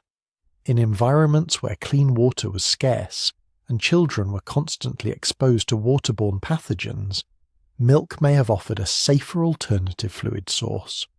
The ability to continue drinking milk into adulthood may have been advantageous not just for nutrition, but for disease resistance, a simple mutation, spreading through populations because it helped children survive the gauntlet of early childhood infections in the early agricultural world. But there's a shadow side to all of this evolutionary adaptation. The immune systems we've inherited are tuned for a world that no longer exists. They expect constant pathogen exposure. They're calibrated for high parasite loads, frequent bacterial infections, and regular viral challenges. In the sanitized environments of the modern developed world, these finely tuned defensive systems sometimes malfunction. The rise in autoimmune diseases, conditions where the immune system attacks the body's own tissues, may be partially explained by this mismatch. Type 1 diabetes, multiple sclerosis, rheumatoid arthritis, inflammatory bowel disease, all on the rise in developed nations, all relatively rare in populations with higher pathogen exposure. Our immune systems, primed by evolution to fight constant threats, may be turning on us in the absence of those threats. This is the potential price of our evolutionary legacy. The same genetic adaptations that kept our ancestors alive in a world of ubiquitous disease may predispose us to different health challenges in our modern environment. We are living with immune systems designed for the Paleolithic but operating in the 21st century. And this raises a philosophical question that reaches beyond biology into the realm of identity. Who are we, really? We like to think of ourselves as the authors of our own destiny, as a species that has transcended the limitations of nature through culture, technology, and civilization. But the truth is more humbling. Every significant aspect of our biology has been shaped by forces beyond our control, by climate changes we didn't understand, by migrations we couldn't avoid, and by diseases we couldn't see. The pathogens that killed our ancestors shaped the survivors. Those survivors passed on their resistance. That resistance became us. We are not separate from the plagues that swept through our populations. We are not simply survivors of them. We are, in a very real and profound sense, made by them. The malaria that shaped sickle cell trait, the ancient plague that may have created CCR5 or Delta 32, the constant pathogen exposure that built our extraordinarily diverse HLA system, the infections that made interbreeding with Neanderthals advantageous, the disease pressures that favoured lactase persistence. These aren't just interesting footnotes in medical history. They are foundational events in human evolution. They are part of our origin story. When you look in the mirror, you're seeing the result of countless diseases filtering countless populations over countless generations. You're seeing the accumulated genetic wisdom of survival, the mutations that worked, the adaptations that spread, the resistance that persisted. You carry in your genome a library of responses to threats that no longer exist, written in a language of nucleotide sequences that we're only now beginning to fully read. And this understanding changes how we think about disease itself. Pathogens aren't external enemies attacking an otherwise perfect organism. They're part of the environment that made us who we are. They've been shaping human evolution for as long as there have been humans. Longer, actually, since our pre-human ancestors were also under similar selective pressures. In a world without disease, we would quite literally be a different species, perhaps less immunologically diverse, perhaps less adaptable, perhaps more genetically uniform and therefore more vulnerable to novel threats. The forgotten plagues before civilization didn't just kill, they also created. They winnowed, they tested, they selected, and in doing so, they made us. Not individually, of course. The child who died of infection in a Paleolithic camp didn't benefit from the evolutionary process. Evolution is cruel to individuals. It operates on populations, over time scales beyond individual comprehension. But collectively, as a species, we bear the marks of those ancient battles.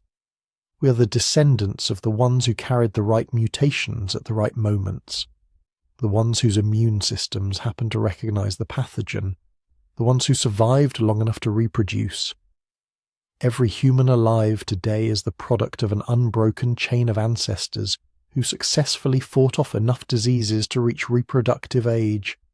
Think about that for a moment. Thousands of generations, hundreds of thousands of years, countless infections, and your direct lineage survived all of them. Every one of your ancestors, going back to the beginning, won that lottery. This is your evolutionary legacy. This is the gift and the burden of being human in the modern world. a body shaped by ancient plagues, living in a world where those plagues have largely been conquered, trying to navigate the unexpected consequences of that victory.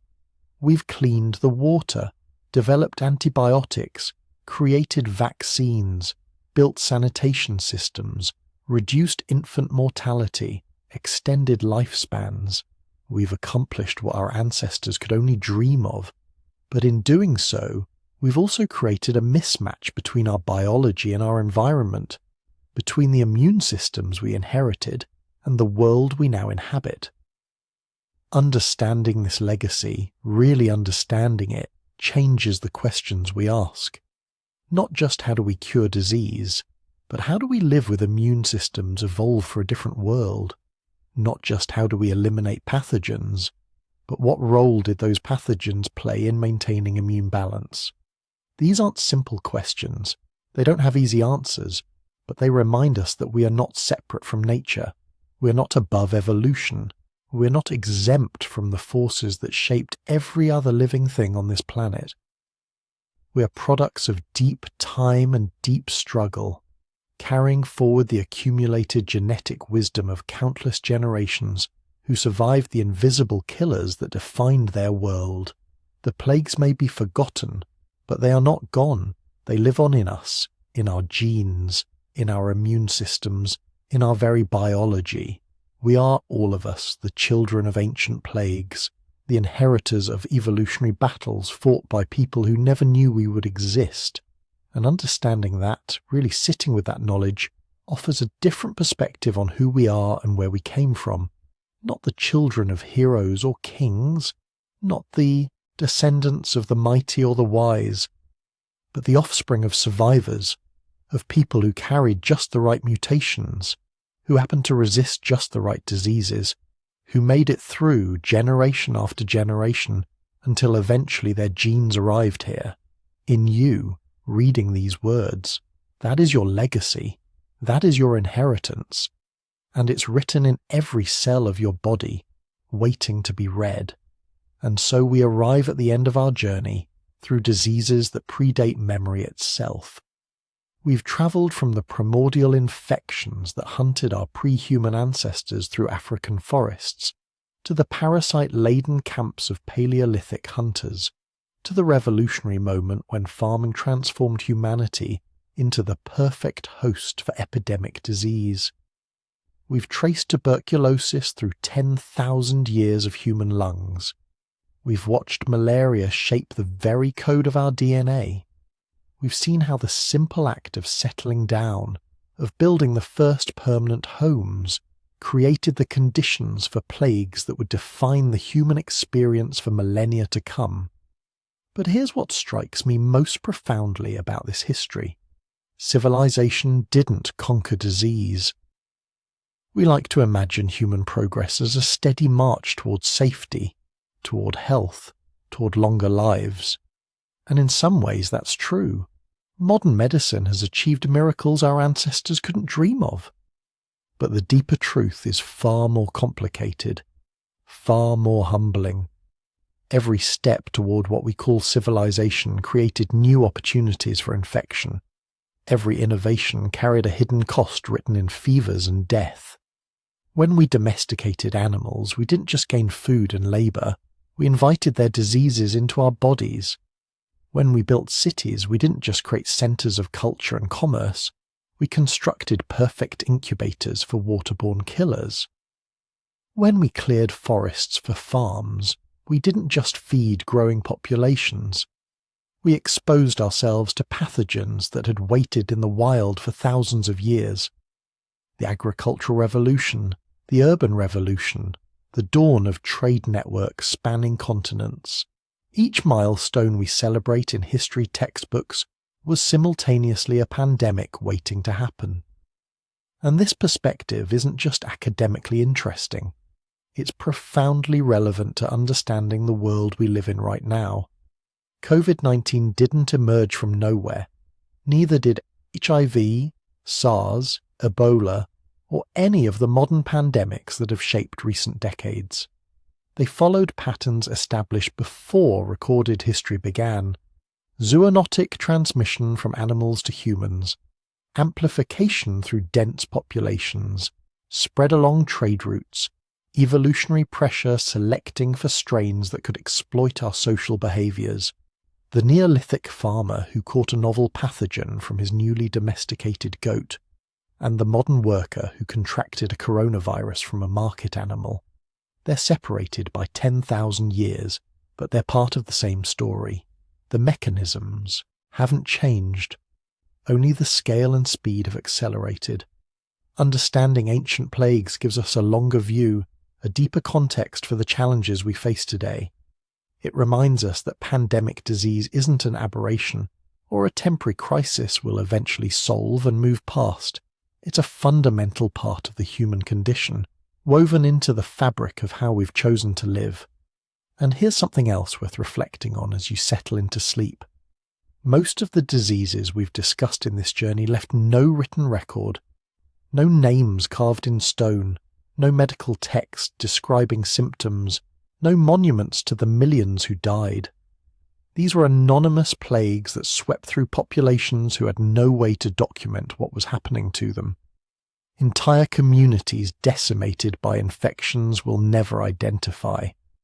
Children burning with fevers no one could name. Mothers and fathers dying of illnesses that left no archaeological trace beyond a spike in burial patterns or a sudden abandonment of settlements. The unwritten history of human disease dwarfs anything we'll ever recover from bones or ancient DNA.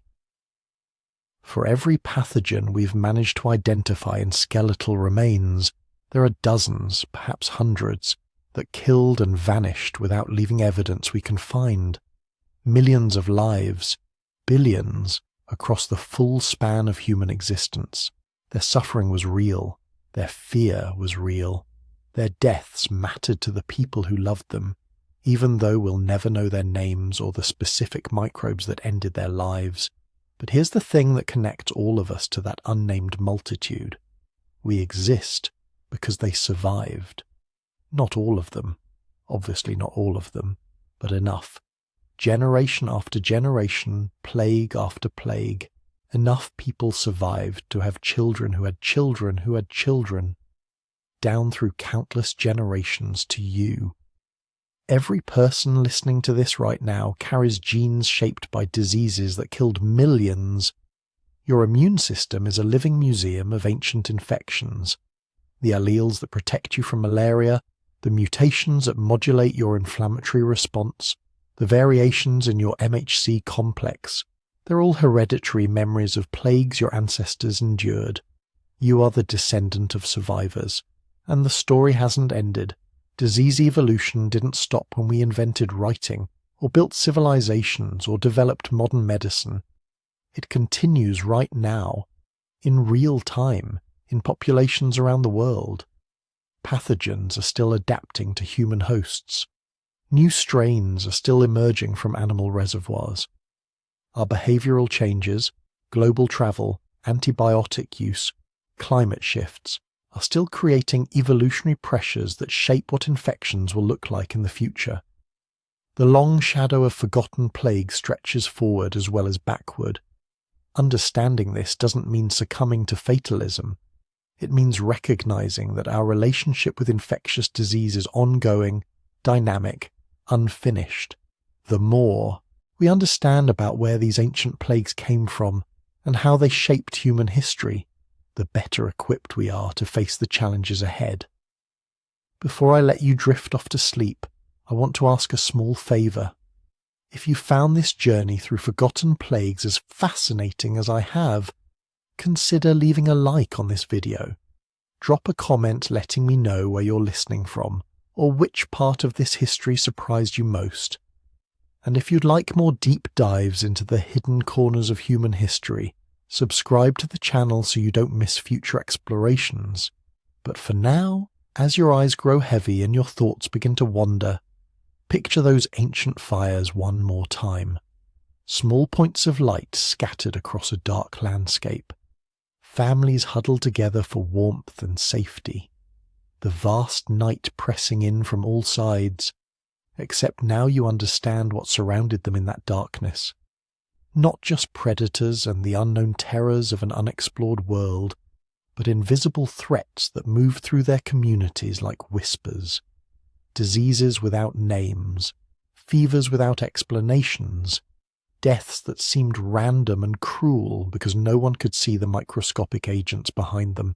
And yet they endured, they survived, they adapted. And here you are, thousands of generations later, connected to them by an invisible thread of genetic memory and evolutionary resilience. Sleep well, knowing you carry their survival in your very cells. And remember, you are the answer to diseases that tried to end your family line before it ever reached you.